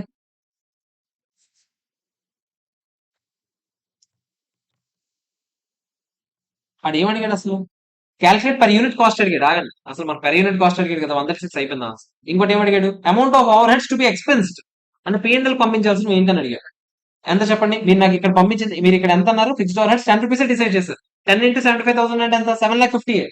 కానీ యాక్చువల్గా అయిన ఖర్చు ఎంత, 10 lakhs. మిగతా మిగతా 2,50,000 దేనికి చేస్తారు, అయిపోయింది ఆన్సర్. ఓకేనా కదా చెప్పండి, ఈ మాత్రం మనం రాయగలం కదా, ఆ మాత్రం రాసుకుంటే సార్. ఫార్మెట్ లో ఉండదు బొక్క, అలాంటివి ఏం లేదు. ఓకేనా, మామూలు 1 line లో లాగా రాసు. ఓకేనా, ఆన్సర్ ఉండాలి, దానికి మనకు తగిన పాయింట్స్ అని రాసామా లేదు. ఓకేనా కదా చెప్పండి. నెక్స్ట్ క్వశ్చన్ వెళ్ళొచ్చా నేను. ఫోర్త్ క్వశ్చన్ చూద్దామా. ABC manufactures control units for air conditioning systems. Okay, X అనే కాంపోనెంట్ ఎంత అవుతుందంట, 1205. వై అనే కాంపోనెంట్ కూడా కావాలంటే అది ఎంత అవుతుంది, 800. రా మెటీరియల్స్ ఎంత అవుతాయి, 150. ఇక్కడికి అంతే, మూడు కలపండి, 2000, 2155 రూపీస్. అంతేనా కదా, ఇక్కడ వరకు మనకు ఒక్కొక్క కంట్రోల్ యూనిట్ కి అయ్యే ఖర్చు, అవునా కదా. నెక్స్ట్ ఏం చెప్పాడు, కంపెనీకి మంత్లీ ఎక్స్పెన్సెస్ ఏమేమవుతాయంట, factory rent 16,500, energy cost 7,500, selling and అసలు ఇది వద్దు మనకి, సెల్లింగ్ అండ్ అడ్మినిస్ట్రేషన్ కాస్ట్ మనం కలుపుతామా. Each unit takes 2 hours to assembly, ఒక యూనిట్ తయారవడానికి ఎంతసేపు పడుతుందంట, 2 hours పడుతుంది.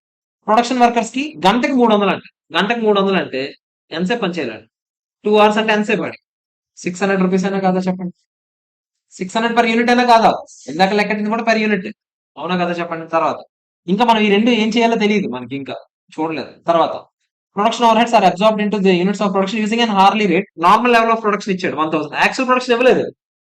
ఇంకే హ్యాపీ, అదే యాక్చువల్ ప్రొడక్షన్ కూడా అనుకోండి. అంటే మొత్తం మనకి యాక్చువల్ గా అయిన ఖర్చు ఎంత, ఫ్యాక్టరీ ఓవర్ హెడ్స్ 16,500 ప్లస్ 7,500 ఎంత, ఎంత 25,000 డివైడ్ బై ఎన్ని అవర్స్, ఎన్ని అవర్స్ మొత్తం 1000 hours, అంటే హార్కి ఎంత 25 రూపీస్ అనే కాదా చెప్పు, 25, 24, 24,000 అంటే 24 per hour అయినా కాదా చెప్పండి, అంతేనా కాదా. జాగ్రత్త చెప్పండి, గంటకి 24 రూపాయలు, మనకు ఒక యూనిట్ తయారు చేయడానికి ఎంతసేపు పడుతుంది, 2 hours. మరి గంటకి 24 అయితే 2 గంటలకి ఎంత? 48 పర్ యూనిట్ అయినా కాదా చెప్పండి. సో మొత్తం కాస్ట్ ఎంత అని అడిగాడు పర్ యూనిట్ కి. ఇవేనా ఈ మూడేనా? మూడు కలపండి. 2155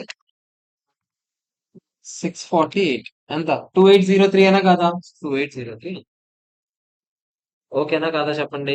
సో ఆవేశపడకుండా ప్రశాంతం చేస్తే పిల్ల పిచ్చ సమ్ములు ఇవ్వండి. ఓకేనా. సో దీని మీద మనం ఎక్కువ పెద్ద ఆలోచించుకున్నంత ఏం లేదు, నార్మల్ సమస్య. ఓకే. ఫిఫ్త్ క్వశ్చన్ వెళ్ళొచ్చా? ఫిఫ్త్ క్వశ్చన్ చూడండి. డీలర్ హ్యాస్ పర్చేస్ 1000 కార్స్ కొన్నాడంట. ఒక్కొక్కటి ఎంత అన్నాడు? 2,80,000 ఆన్ డిఫర్డ్ పేమెంట్. అంటే ఏంటి? అంటే ఇప్పుడు కట్టను, ఎప్పుడెప్పుడో కడతానని చెప్పాడు. As 25,000 per month per car to be paid in 12 equal installments.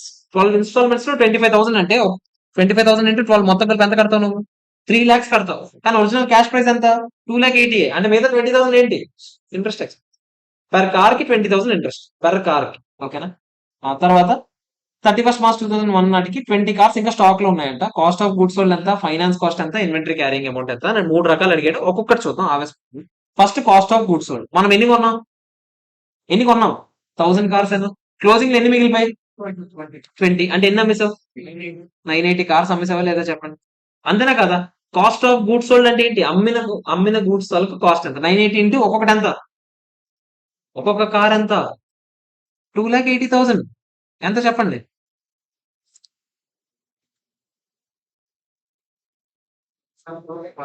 27,44,00,000 అయినా కాదా చెప్పండి. అదే కాస్ట్ ఆఫ్ గూడ్స్. నెక్స్ట్ ఏం అడిగాడు?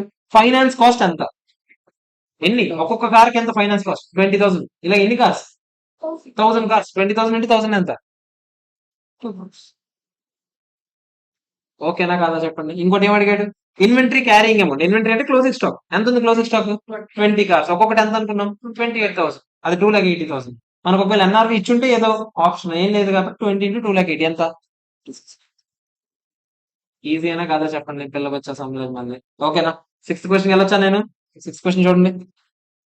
ఆ ఇవన్నీ రకరకాల కాస్ట్ ఇచ్చాడు. Which cost are allowed for inclusion? ఏవేవి కలపొచ్చు అని అడిగాడు. అంటే ఇన్వెంటరీ కాస్ట్ లో ఏవేవి తీసుకుంటామని చెప్పాడు. మీరు నాకు చెప్పండి ఏవేవి తీసుకుంటాం. ట్రేడ్ డిస్కౌంట్, అదే ఏదో ఒకటి ఇంక్లూడ్ చేస్తామా లేదా? Next handling cost.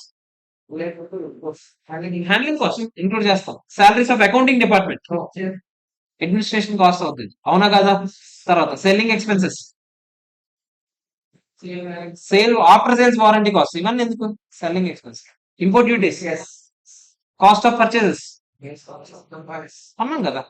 Freight expenses ఏం చెప్పకపోతే ఇన్వర్ట్స్ అని అనుకుందాం. Insurance on purchases, brokerage commission, indenting agents. ఓకేనా కదా చెప్పండి. అంటే ఏమేమి ఇంక్లూడ్ చేయలేదు? 3, 4, 5 తప్ప. 1, 2 లో 3, 4, 5 తప్ప మిగతావన్నీ ఇంక్లూడ్ చేస్తాం. ఓకేనా కదా. అయిపోయింది అంతా. ఓకే. నెక్స్ట్ క్వశ్చన్ వెళ్ళొచ్చా? సెవెంత్ క్వశ్చన్ కి చూడండి. సెవెంత్ క్వశ్చన్ ఏంటి? As per Ind AS 2, selling costs are excluded from the cost of inventories and are required to be recognized as an expense in the period in which they are incurred. అంతే కదా. Whether the distribution cost కూడా include చేయాలా లేదా అని అడుగుతుంది. Distribution cost అంటే ఏంటి? మనం వాడే పదమే సెల్లింగ్ అని అన్నాం. సెల్లింగ్ అండ్ డిస్ట్రిబ్యూషన్ కాస్ట్ అని అంటాం. అంతేనా కదా చెప్పండి. మరి డిస్ట్రిబ్యూట్ చేయడానికి అయ్యే ఖర్చులు కూడా ఇంక్లూడ్ చేస్తామా? చేయకూడదు. అదే డైరెక్ట్ గా రాయాలి. దాని గురించి కొంచెం సోది రాయాలి. Selling and distribution single term లాగానే వాడతాం జనరల్ గా. డిస్ట్రిబ్యూషన్ కాస్ట్ అన్నా కూడా జనరల్ గా వాటి కోసం అయ్యే ఖర్చులే. అవి కూడా కలుపుతాం ఇన్వెంటరీ కాస్ట్ లో. కలపకూడదు. So these cost would continue to be excluded from the cost of. ఓకేనా కాదా చెప్పండి. నెక్స్ట్ క్వశ్చన్ వెళ్ళొచ్చా నేను? ఎయిత్ క్వశ్చన్ చూద్దాం. జాగ్రత్త చూడండి, ఆవేశపడకుండా చేయండి. Manufacturing process of Mars limited 1 by product ఏదో వచ్చిందంట. Besides 2 main products. మీకు చెప్పాను ఇలాంటివి ఉంటే మీరు ఏం చేయాలి? మొత్తం అయిన ఖర్చులకి ఏది మైనస్ చేసేయాలి? బై ప్రొడక్ట్స్ నుంచి మిగిలేది, స్క్రాప్ నుంచి మిగిలేది మైనస్ చేసేయండి. మిగతాది మనకి ఇప్పుడు రా మెటీరియల్ ఎంత అంట? 14,500, 1,50,000. Wages, fixed over heads, variable over heads. ఈ 4 ఖర్చులు కలిపితే ఎంత చెప్పండి?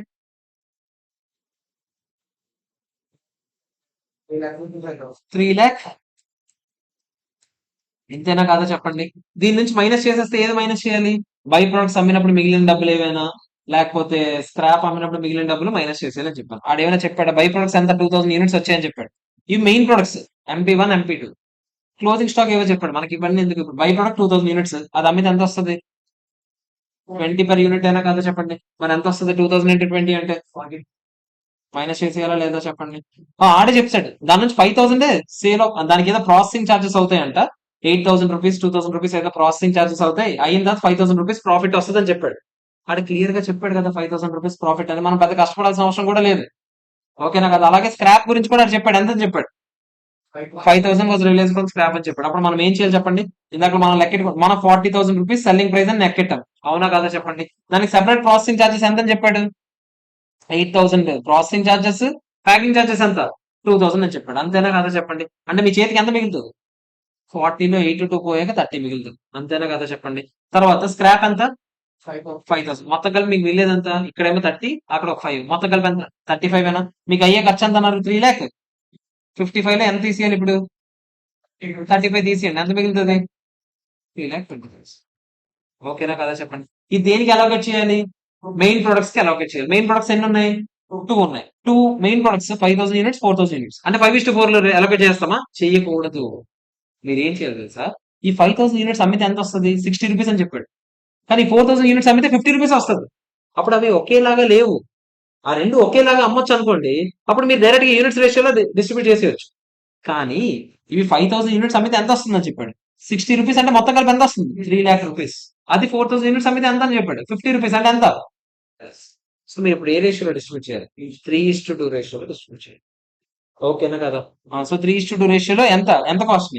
3,20,000. అప్పుడు డివైడ్ చేయండి. 3,20,000 ఇంటూ 3/5 ఎంత? 1,92,000 ఏనా? 1,92,000, 1,00,000. ఓకేనా కదా చెప్పండి? అలోకేట్ చేశాక ఎంత వచ్చింది? 1,92,000 వచ్చింది. ఎన్ని యూనిట్స్ కి? MP1 ఎన్ని యూనిట్స్? 5,000 యూనిట్స్ అయినా పర్ యూనిట్ కి ఎంత? Divide by 5,000, 38.4. ఇది కూడా పర్ యూనిట్ కి ఎంత?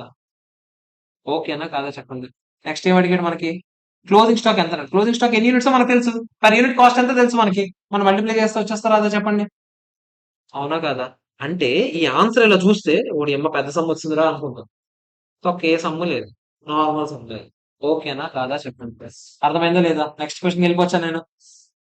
అరే ఫాస్ట్ అవుతున్నప్పుడు చెప్పండి, కొంచెం స్లో చేస్తాను. ఓకే, నెక్స్ట్ 9 సమ్ చూడండి, ఒకసారి జాగ్రత్తగా చదవండి. మీకు గుర్తుంటే ఇందాకలా నేను హిస్టారికల్ మెథడ్స్ 2 ఉన్నాయి. FIFO, weighted average. Non historical methods 2 ఉన్నాయిరా, దాని గురించి నేను తర్వాత మాట్లాడతానని చెప్పాను ఈ క్వశ్చన్. ఓకేనా, ఒకసారి చదవండి క్వశ్చన్ జాగ్రత్తగా. Mars fashion new luxury retail company ఎక్కడ? న్యూఢిల్లీలో ఉంది. One of the companies products లో ఏంటంట? Beauty products అమ్ముతారంట.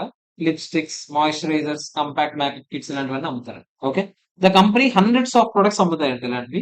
Each product provide similar and is purchased at similar prices and has a short life cycle period before new similar product is introduced. అంటే అది పెద్దగా దానికి life cycle span కూడా లేదు. ఈ రోజు ఈ లిప్స్టిక్, రేపు పొద్దున ఇంకో లిప్స్టిక్ తయారు చేస్తే ఇంకోటి అమ్ముతాం, ఎల్లుండి ఇంకోటి, ఎల్లుండి ఇంకోటి. సో మనం సింపుల్ గా చెప్పాలంటే ఇది రీటైల్ మార్కెట్. ఈ రోజు ఉంటది, రేపు fast moving consumer goods, FMCG goods. ఓకేనా, అంటే ఫాస్ట్ మూవింగ్ కన్స్యూమర్ గుడ్స్ అంటే ఏంటి? ఈ రోజు ఉంటది, రేపు పొద్దున మళ్ళీ ఇదే స్టాక్ మెయింటైన్ చేస్తామా? మనమే మెయింటైన్ చేయాలి. ఇవి అయిపోతాయి, కొత్త వస్తాయి, మళ్ళీ అయిపోతాయి, మళ్ళీ కొత్త వస్తాయి, ఇలాంటి వస్తూనే ఉంటాయి. ఓకేనా, సో ఇలాంటి గూడ్స్ ఏవైనా ఉంటే మీరు ఇంకో మెథడ్ వాడుకోవచ్చు. ఆ మెథడ్ పేరు ఏంటి? Retail method. ఏంటి సార్ ఈ రీటైల్ మెథడ్ అంటే? చాలా ఈజీ. ఇది మార్కెట్ లో ఎంత అమ్ముతున్నారో చూడండి, అందులో మీ ప్రాఫిట్ మార్జిన్ ఎంత తీసేయండి. అప్పుడు ఏమొస్తుంది? సేల్స్ నుంచి ప్రాఫిట్ మార్జిన్ తీస్తే కాస్ట్ వస్తుంది, అదే కాస్ట్. ఓకేనా కదా? ఇక్కడ ఆడు ఏం చెప్పాడు? సెల్లింగ్ ప్రైస్ ఏమో తెలుసు, మాకు బాగా తెలుసు.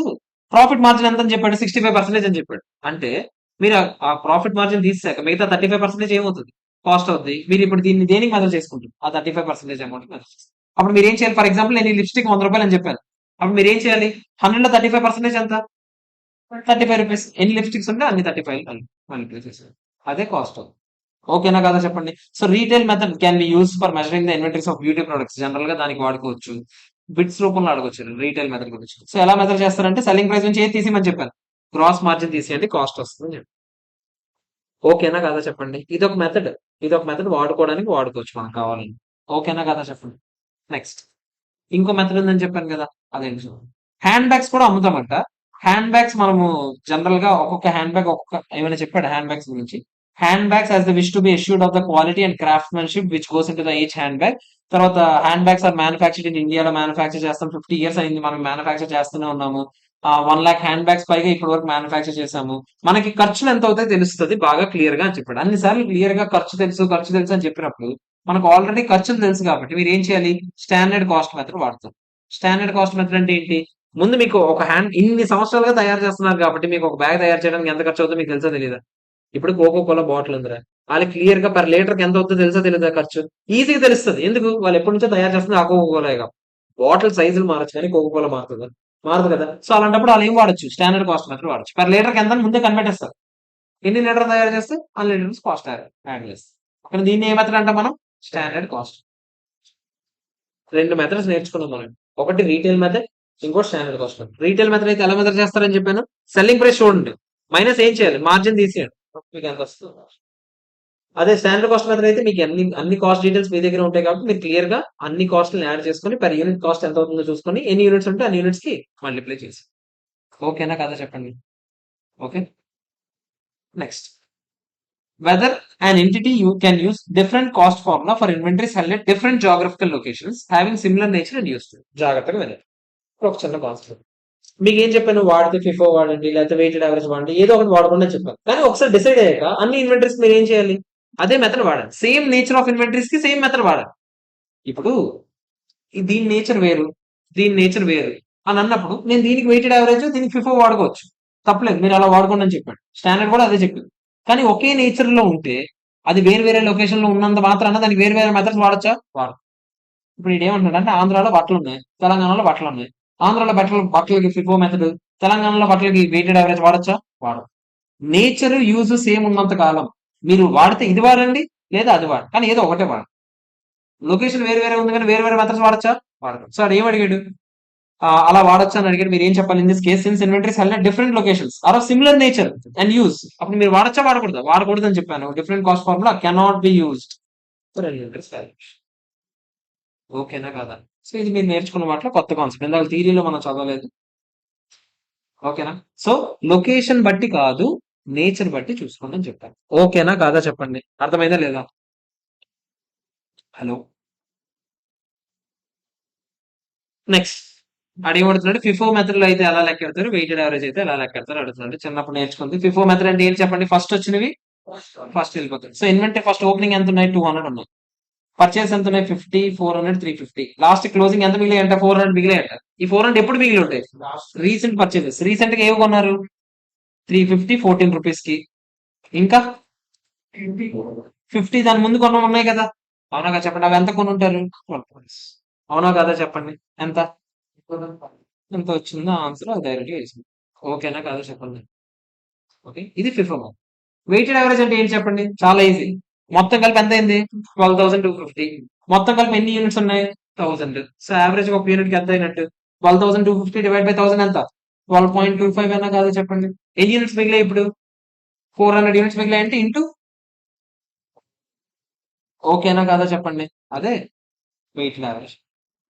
ఇక్కడ తప్పు చేస్తే ఎక్కడ చేస్తారు అంటే మనం కనిపెట్టేస్తాం, హ్యాపీగా అన్ని గుద్దుకొని బయటకు వచ్చేస్తాం, ఇంకా అయిపోయింది, ఈజీగా ఎగ్జామ్ పాస్ అయిపోదాం అనుకో. ఇక్కడ చూడండి అడు ఏం అడిగాడు? Calculate ending inventory value and cost of sales అని ఇంకోటి అడిగాడు. ఓకేనా? సో కాస్ట్ ఆఫ్ సేల్స్ అంటే ఏంటి? అమ్మేసిన గూడ్స్ ఏవైతే ఉన్నాయో వాటికి అయిన ఖర్చు.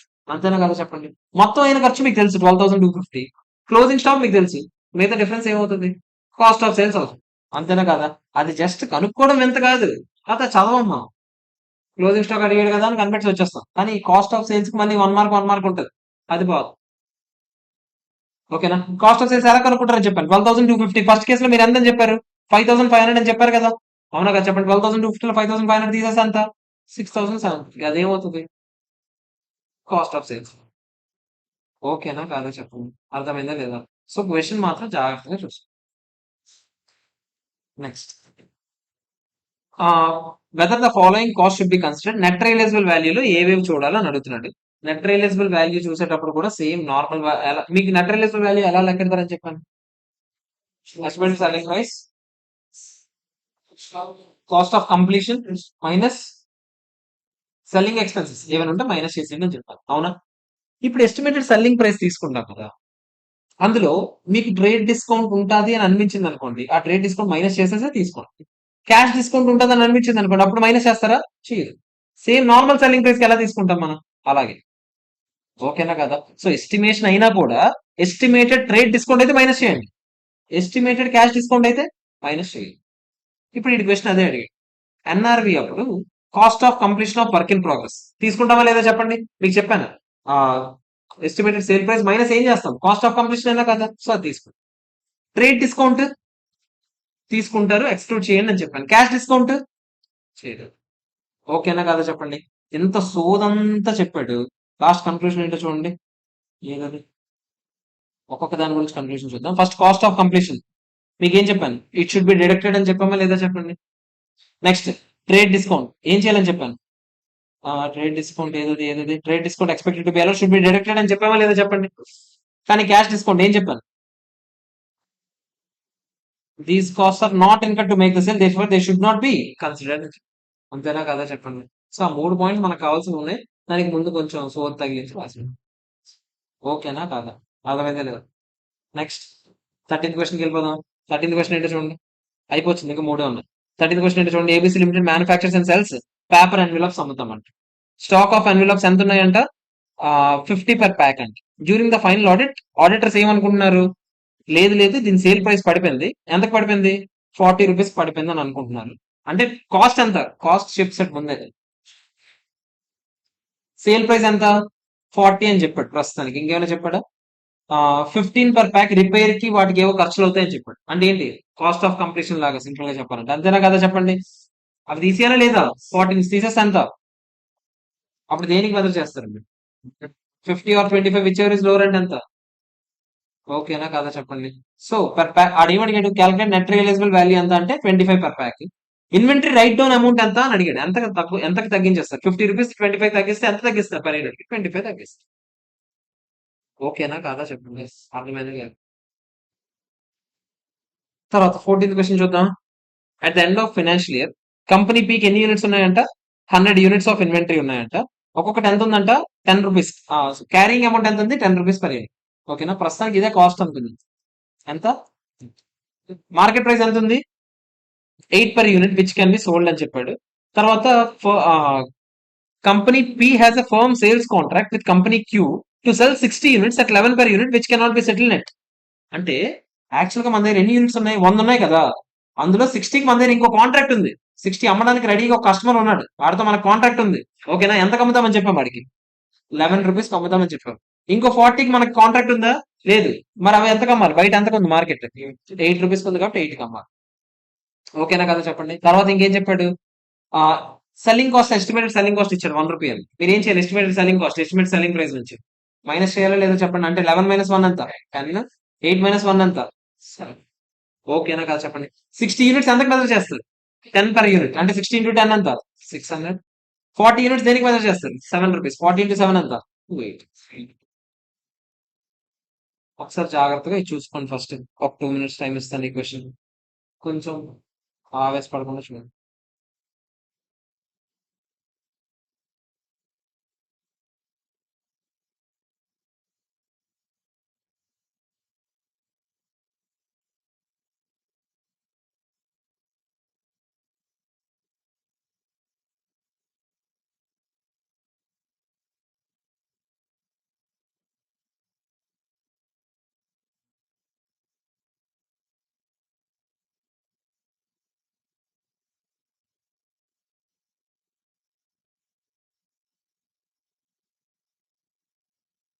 ఓకేనా కాదా చెప్పండి.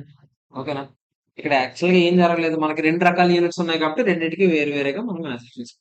ఓకే, నెక్స్ట్ 15th క్వశ్చన్ చూద్దాం. అడేమన్నాడు, determine the value of closing stock అని అడిగాడు. Count of inventory has establish that following inventories held at cost are as follows అని చెప్పాడు. మీకు గుర్తుందా, ఏం చెప్పకపోతే మనం జనరల్ గా ఐటమ్ బై ఐటమ్ బేసిస్ మనం మెజర్ చేస్తాం కాబట్టి 8,000 7,000 ఆగండి 7,800 సెల్లింగ్ ప్రైస్.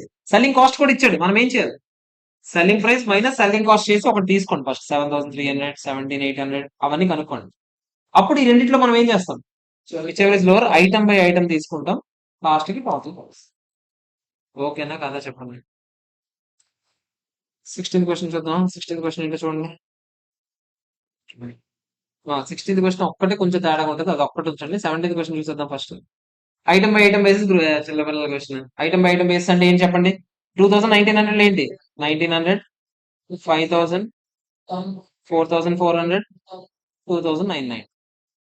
ఇది value of inventory. Group basis అయితే 14,600 14,540 లేదు. అయిపోయింది. ఇది ఒక ఆన్సర్, ఇది ఒక ఆన్సర్. ఓకేనా కదా చెప్పండి. Last and final question. అదే థియరీ క్వశ్చన్స్. ఏంటో చూడండి, 16th క్వశ్చన్ ఏంటి? కొంచెం జాగ్రత్త చూడండి, కొంచెం తేడాగా ఉంటుంది. ఫస్ట్ మీరు ట్రై చేయండి. మీకు ముందు 5 మినిట్స్ టైం ఇస్తాను, ట్రై చేయండి.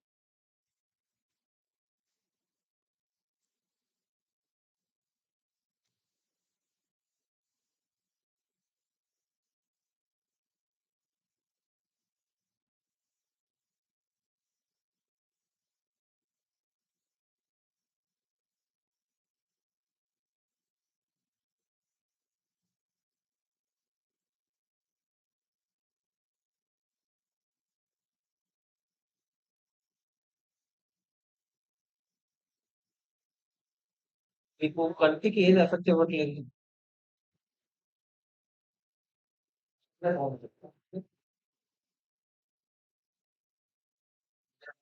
ఇది కొంచెం ఎక్కువ ఉంటది, ఇది కొంచెం తక్కువ ఉంటుంది. ఇదే ఇలా ఇది కొంచెం లైన్.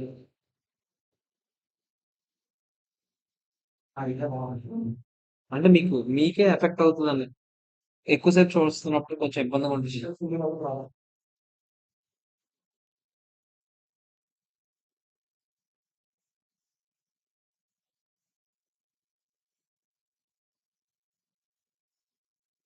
ఇక్కడ రా మెటీరియల్ ఇచ్చాడంటే మనం ఏం చేయాలి? ఇక్కడ ఇది ఏం ఎక్స్పెక్ట్ చేస్తున్నాడు చెప్పండి? రా మెటీరియల్ రీప్లేస్మెంట్ కాస్ట్ ఇచ్చాడంటేనే ముందు మనం ఫినిష్డ్ గూడ్స్ ఎంతకు మెజర్ చేస్తున్నామో చూసుకొని, ఫినిష్డ్ గూడ్స్ కనుక ఒకవేళ కాస్ట్ కన్నా తక్కువ ఉంటే అది ఎన్ఆర్వి. అప్పుడు మనం ఏం చేయాలి? రా మెటీరియల్ కూడా cost or replacement cost whichever is lower చేయాలి. అంతేనా కదా? ఆ, ఇప్పుడు ఒకసారి జాగ్రత్త చూడండి. ఫస్ట్ మీకు ఫినిష్డ్ గుడ్స్ సేల్ ప్రైస్ ఇచ్చాడు అంటే ఎన్ఆర్వి ఇచ్చాడు అనుకుందాం 20 రూపీస్. మరి ఫినిష్డ్ గుడ్స్ కాస్ట్ తీసుకోవాలి కదా మనం. కాస్ట్ ఎంత? ఇక్కడ మనకి ఫినిష్డ్ గుడ్స్ ఎంత అని ఏమైనా చెప్పాడా? క్లోజింగ్ స్టాక్ ఎన్ని యూనిట్స్ అని ఏమైనా చెప్పాడా? ఏం చెప్పడు. క్లోజింగ్ స్టాక్ ఎన్ని యూనిట్స్? 1200 యూనిట్స్ అని చెప్పాడు. అంతేనా కదా? చెప్పండి, మీరు నాకు చెప్పండి. 1000 యూనిట్స్ ఓపెనింగ్ స్టాక్, 10,000 పర్చేస్ చేసావు, లాస్ట్ కి 1200 మిగిలాయి. అంతేనా కదా? సో 1000 ప్లస్ 10,000 పర్చేస్ చేసావు. ఆ, అంతేనా? సారీ, ఎన్ని అమ్మావో చెప్పాడు. ఎన్ని అమ్మామో ఏం చెప్పాడా? మనకి ఏమైనా పాయింట్స్ చెప్పాడా? ఓకే, ఇవన్నీ ఫినిష్డ్ గుడ్స్ ఇచ్చాడు కదా. ఇవి మన పర్చేసెస్ కేజెస్ లో ఉన్నాయి, రా మెటీరియల్స్. మనం అలా చేయడానికి అవ్వదు. ఓకేనా? సో ఇక్కడ చూడండి ఒకసారి జాగ్రత్తగా. ఇక్కడ మనం ఎలా చేస్తామంటే, ఇప్పుడు మీరు ఎప్పుడైనా గుర్తుపెట్టుకోండి. ఇప్పుడు ఫర్ ఎగ్జాంపుల్ సేల్స్ ఎన్ని యూనిట్స్ చెప్పాడు కదా మనకి. 10,000 యూనిట్స్ అని చెప్పాడా లేదా చెప్పండి. 10,000 యూనిట్స్ అని అనుకుందాం, ఇది యూనిట్స్ అని అనుకుందాం. నేను ఎన్నో కొన్ని యూనిట్స్ అనుకున్నా. క్లోజింగ్ స్టాక్ ఎన్ని యూనిట్స్ మిగిలిపోయి? 1200 యూనిట్స్ మిగిలిపోయి. అంటే మీరు నాకు చెప్పండి, ట్రేడింగ్ అకౌంట్ లో జనరల్ గా సేల్స్ ఎట్ సైడ్ ఉంటే ఇట్ సైడ్ కదా. ఎన్ని యూనిట్స్? 10,000 యూనిట్స్ అంటారు. క్లోజింగ్ స్టాక్ ఎన్ని యూనిట్స్ మిగిలిపోయి? 1200 యూనిట్స్. ఓపెనింగ్ స్టాక్ ఎన్ని యూనిట్స్ ఉన్నాయి? 1000 యూనిట్స్ అయినా కదా చెప్పండి. అప్పుడు ప్రొడక్షన్ ఎన్ని యూనిట్స్ అయినట్టు? 10,000, 11,200 మైనస్ 10,000 ఎంత? 10,200 యూనిట్స్ అయినా కాదా చెప్పండి. అవునా కాదా? సో 10,200 యూనిట్స్ అయితే మీరు ప్రొడ్యూస్ చేశారు. అంతేనా కాదా చెప్పండి. ఈ 10,200 యూనిట్స్ కోసం మీకు ఏ ఖర్చులు అవుతాయి? రా మెటీరియల్ కొనాలి, తర్వాత ఓవర్ హెడ్స్ అవుతాయి, అన్ని ఖర్చులు అవుతాయి. అంతేనా కాదు? రా మెటీరియల్ మీరు నాకు చెప్పండి. ఇక్కడ మీరు పైన చూసుకున్న రా మెటీరియల్, కొత్తగా కొనుక్కున్న రా మెటీరియల్ చూసినా ఎంత కాస్ట్ ఉంది చూసారా? 1100 యూనిట్స్, 1100 కేజెస్ అనుకుంది. ఇది 1100 కేజెస్ 11,000 రూపీస్ ఉంది. 10,000 కేజెస్ ఏమో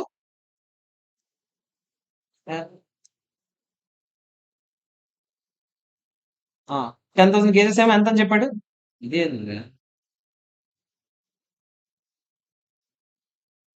10,000 కేజెస్ ఏమో 1 lakh అని చెప్పాడు. అంతేనా కదా? అంటే 10 రూపీస్ పర్ యూనిట్ ఉన్నాయా లేదా చెప్పండి. అవునా కదా? సో 10,200 యూనిట్స్ ఎంత అవుతుంది చెప్పండి. 10,200 ఇంటూ 10 అంటే ఎంత? 1,02,000 అయినా కాదా చెప్పండి. అంతేనా కాదా? ఒకసారి జాగ్రత్తగా చూడండి. లేబర్ ఖర్చు ఎంత అని ఆడే చెప్తాడు కదా. ఎంత లేబర్ ఖర్చు? 76,500. నేను కష్టపడక్కర్లేదు, 76,500. ఫిక్స్డ్ ఓవర్ హెడ్స్ ఎంత అని చెప్పాడు? 75,000 చెప్పాడు. కానీ దాని గురించి ఏం చెప్పాడు? ఎక్స్పెక్టెడ్ ప్రొడక్షన్ 15,000 కేజెస్ అని చెప్పాడు. కానీ మనం యాక్చువల్ గా ప్రొడ్యూస్ చేసింది ఎంత? యాక్చువల్ గా ప్రొడ్యూస్ చేసింది అంతకన్నా తక్కువ ప్రొడ్యూస్ చేసాం. అంతేనా కదా? మనం విచ్ ఎవర్ ఇస్ హయ్యర్ తీసుకుంటాం, lower? Which ever is higher తీసుకుంటాం. ఫినిష్డ్ గుడ్, అదే ఫిక్స్డ్ ఓవర్ హెడ్స్. అవునా కదా చెప్పండి. అంటే 75,000 మనం ఏం చేయాలి చెప్పండి? డివైడెడ్ బై 15,000 యూనిట్స్ అంటే పర్ కేజీకి ఎంత చెప్పండి? 5 రూపీస్ అయినా కదా? మనం యాక్చువల్ గా తయారు చేసిన ఎన్ని? 10,200. మనం ఇప్పుడు ఎంత? 10,200 ఇంటూ 5 రూపీస్ ఎంత చెప్పండి? 51,000. ఓకేనా కదా? మరి మిగతా ఏమి వేసారంటే 24,000. మిగతా ఏమేయండి? పిఎన్ఎల్కి వెళ్ళిపోయింటాయి అండర్ అబ్జార్ప్షన్ ప్రకారం. అంతేనా కదా చెప్పండి. సో మొత్తం కలిపి కాస్ట్ ఆఫ్ ప్రొడక్షన్ ఎంత? 2,29,500 రూపీస్ ఖర్చు అయింది. అంతేనా కాదా చెప్పండి. ఆ, ఇప్పుడు 2,29,500 ఖర్చు అయిందంటే పర్ యూనిట్ కి ఎంత ఖర్చు అయిందంటే మీరు ఏం చెప్తారు చెప్పండి? 229,500 డివైడెడ్ బై ఎన్ని యూనిట్స్? 10,200 యూనిట్స్ అంటే పర్ యూనిట్ ఎంత చెప్పండి? 22.5. బయట మార్కెట్లో ఎంత ఉంది? నెట్ రియలైజబుల్ వాల్యూ 20 రూపీస్ ఉంది. అంటే మార్కెట్ లో నెట్ రియలైజబుల్ వాల్యూ కాస్ట్ కన్నా తక్కువ ఉందా, ఎక్కువ ఉందా? కాస్ట్ కన్నా తక్కువ ఉంది. కాస్ట్ కన్నా తక్కువ ఉంటే వెంటనే మనం ఏం చేయాలి చెప్పండి? రీప్లేస్ రా మెటీరియల్ కూడా మనం ఏం చేయాలి? Replacement cost or cost whichever is lower select చేయాలి. రా మెటీరియల్ రీప్లేస్మెంట్ కాస్ట్ ఎంత? 9.5. మామూలు కాస్ట్ ఎంత? 10 రూపీస్. అప్పుడు దేనికి మెజర్ చేయాలి? 9.5 గా మెజర్ చేస్తాం. అప్పుడు రా మెటీరియల్ ఎంత అవుతుందో చెప్పండి? ఎన్ని యూనిట్స్ ఉన్నాయి రా మెటీరియల్ లో? 900 కేజెస్ అయినా కదా చెప్పండి? 900 ఇంటూ 9.5. ఫినిష్డ్ గుడ్స్ దేనికి మెజర్ చేస్తారు? ఇప్పుడే చెప్పాను 20 ఆర్ 22.5 ఎంత? 20 కదా, 20 ఇంటూ 1200. ఓకేనా? కొద్దో గొప్ప కష్టపడేది ఏదైనా ఉందంటే ఈ చాప్టర్ లో సమ్స్ లో ఇది ఒకటే. ఇక మించి పెద్దగా ఏం లేవు ఈ చాప్టర్ సమ్స్. ఓకేనా కదా, అర్థమైంది లేదు? సో ఇక్కడతో మనకి యాక్చువల్ గా ఈ ఇల్లస్ట్రేషన్ సమ్స్ అయిపోయి ఫస్ట్ రోజు కదా, మనం ఎక్కువ డిస్కస్ చేయొద్దు. రేపు test your knowledge questions discuss చేస్తాం. ఓకేనా? అర్థమవుతుంది కదా మీకు? ఈ పేస్ సరిపోద్దా? స్లో చేయాలి ఇంకా? స్లో చేయాలా కొంచెం? కొంచెం స్లో చేద్దాం రేపటి నుంచి. కొంచెం స్లో చేద్దాం రేపటి నుంచి. ఓకేనా? క్వశ్చన్ బై క్వశ్చన్ మనం ఇలాగే క్లాస్ లో డిస్కస్ చేసుకుందాం. మీరు ఏవేవైతే డౌట్స్ అని అనిపించాయో ఆ సమస్య మీరు ఎఫ్ఆర్ మాత్రం రేపు నుంచి బుక్స్ తెచ్చుకుంటారు కాబట్టి స్టార్ మార్క్ పెట్టుకున్నాను అనుకోండి, ఇంటికి వెళ్ళాక మళ్ళీ అన్ని చూడకపోయినా ఏవేవైతే డౌట్ ఉన్నాయో అవి మాత్రం చూసుకుంటే సరిపోతుంది. నేను కొన్ని సమ్స్ అరే ఇప్పుడు ఒకేలాగా ఉన్నాయి అనుకోండి, అప్పుడు నేనే కొన్ని చెప్తాను ఇవి చేయండి రా వెళ్ళి అని. మీరు అలాంటి సమ్స్ మీరు మార్క్ చేసుకుని ఇంటికి వెళ్ళి చేస్తూ ఉంటారు. ఓకేనా? ఇక్కడితో ఈరోజు క్లాస్ చేద్దాం.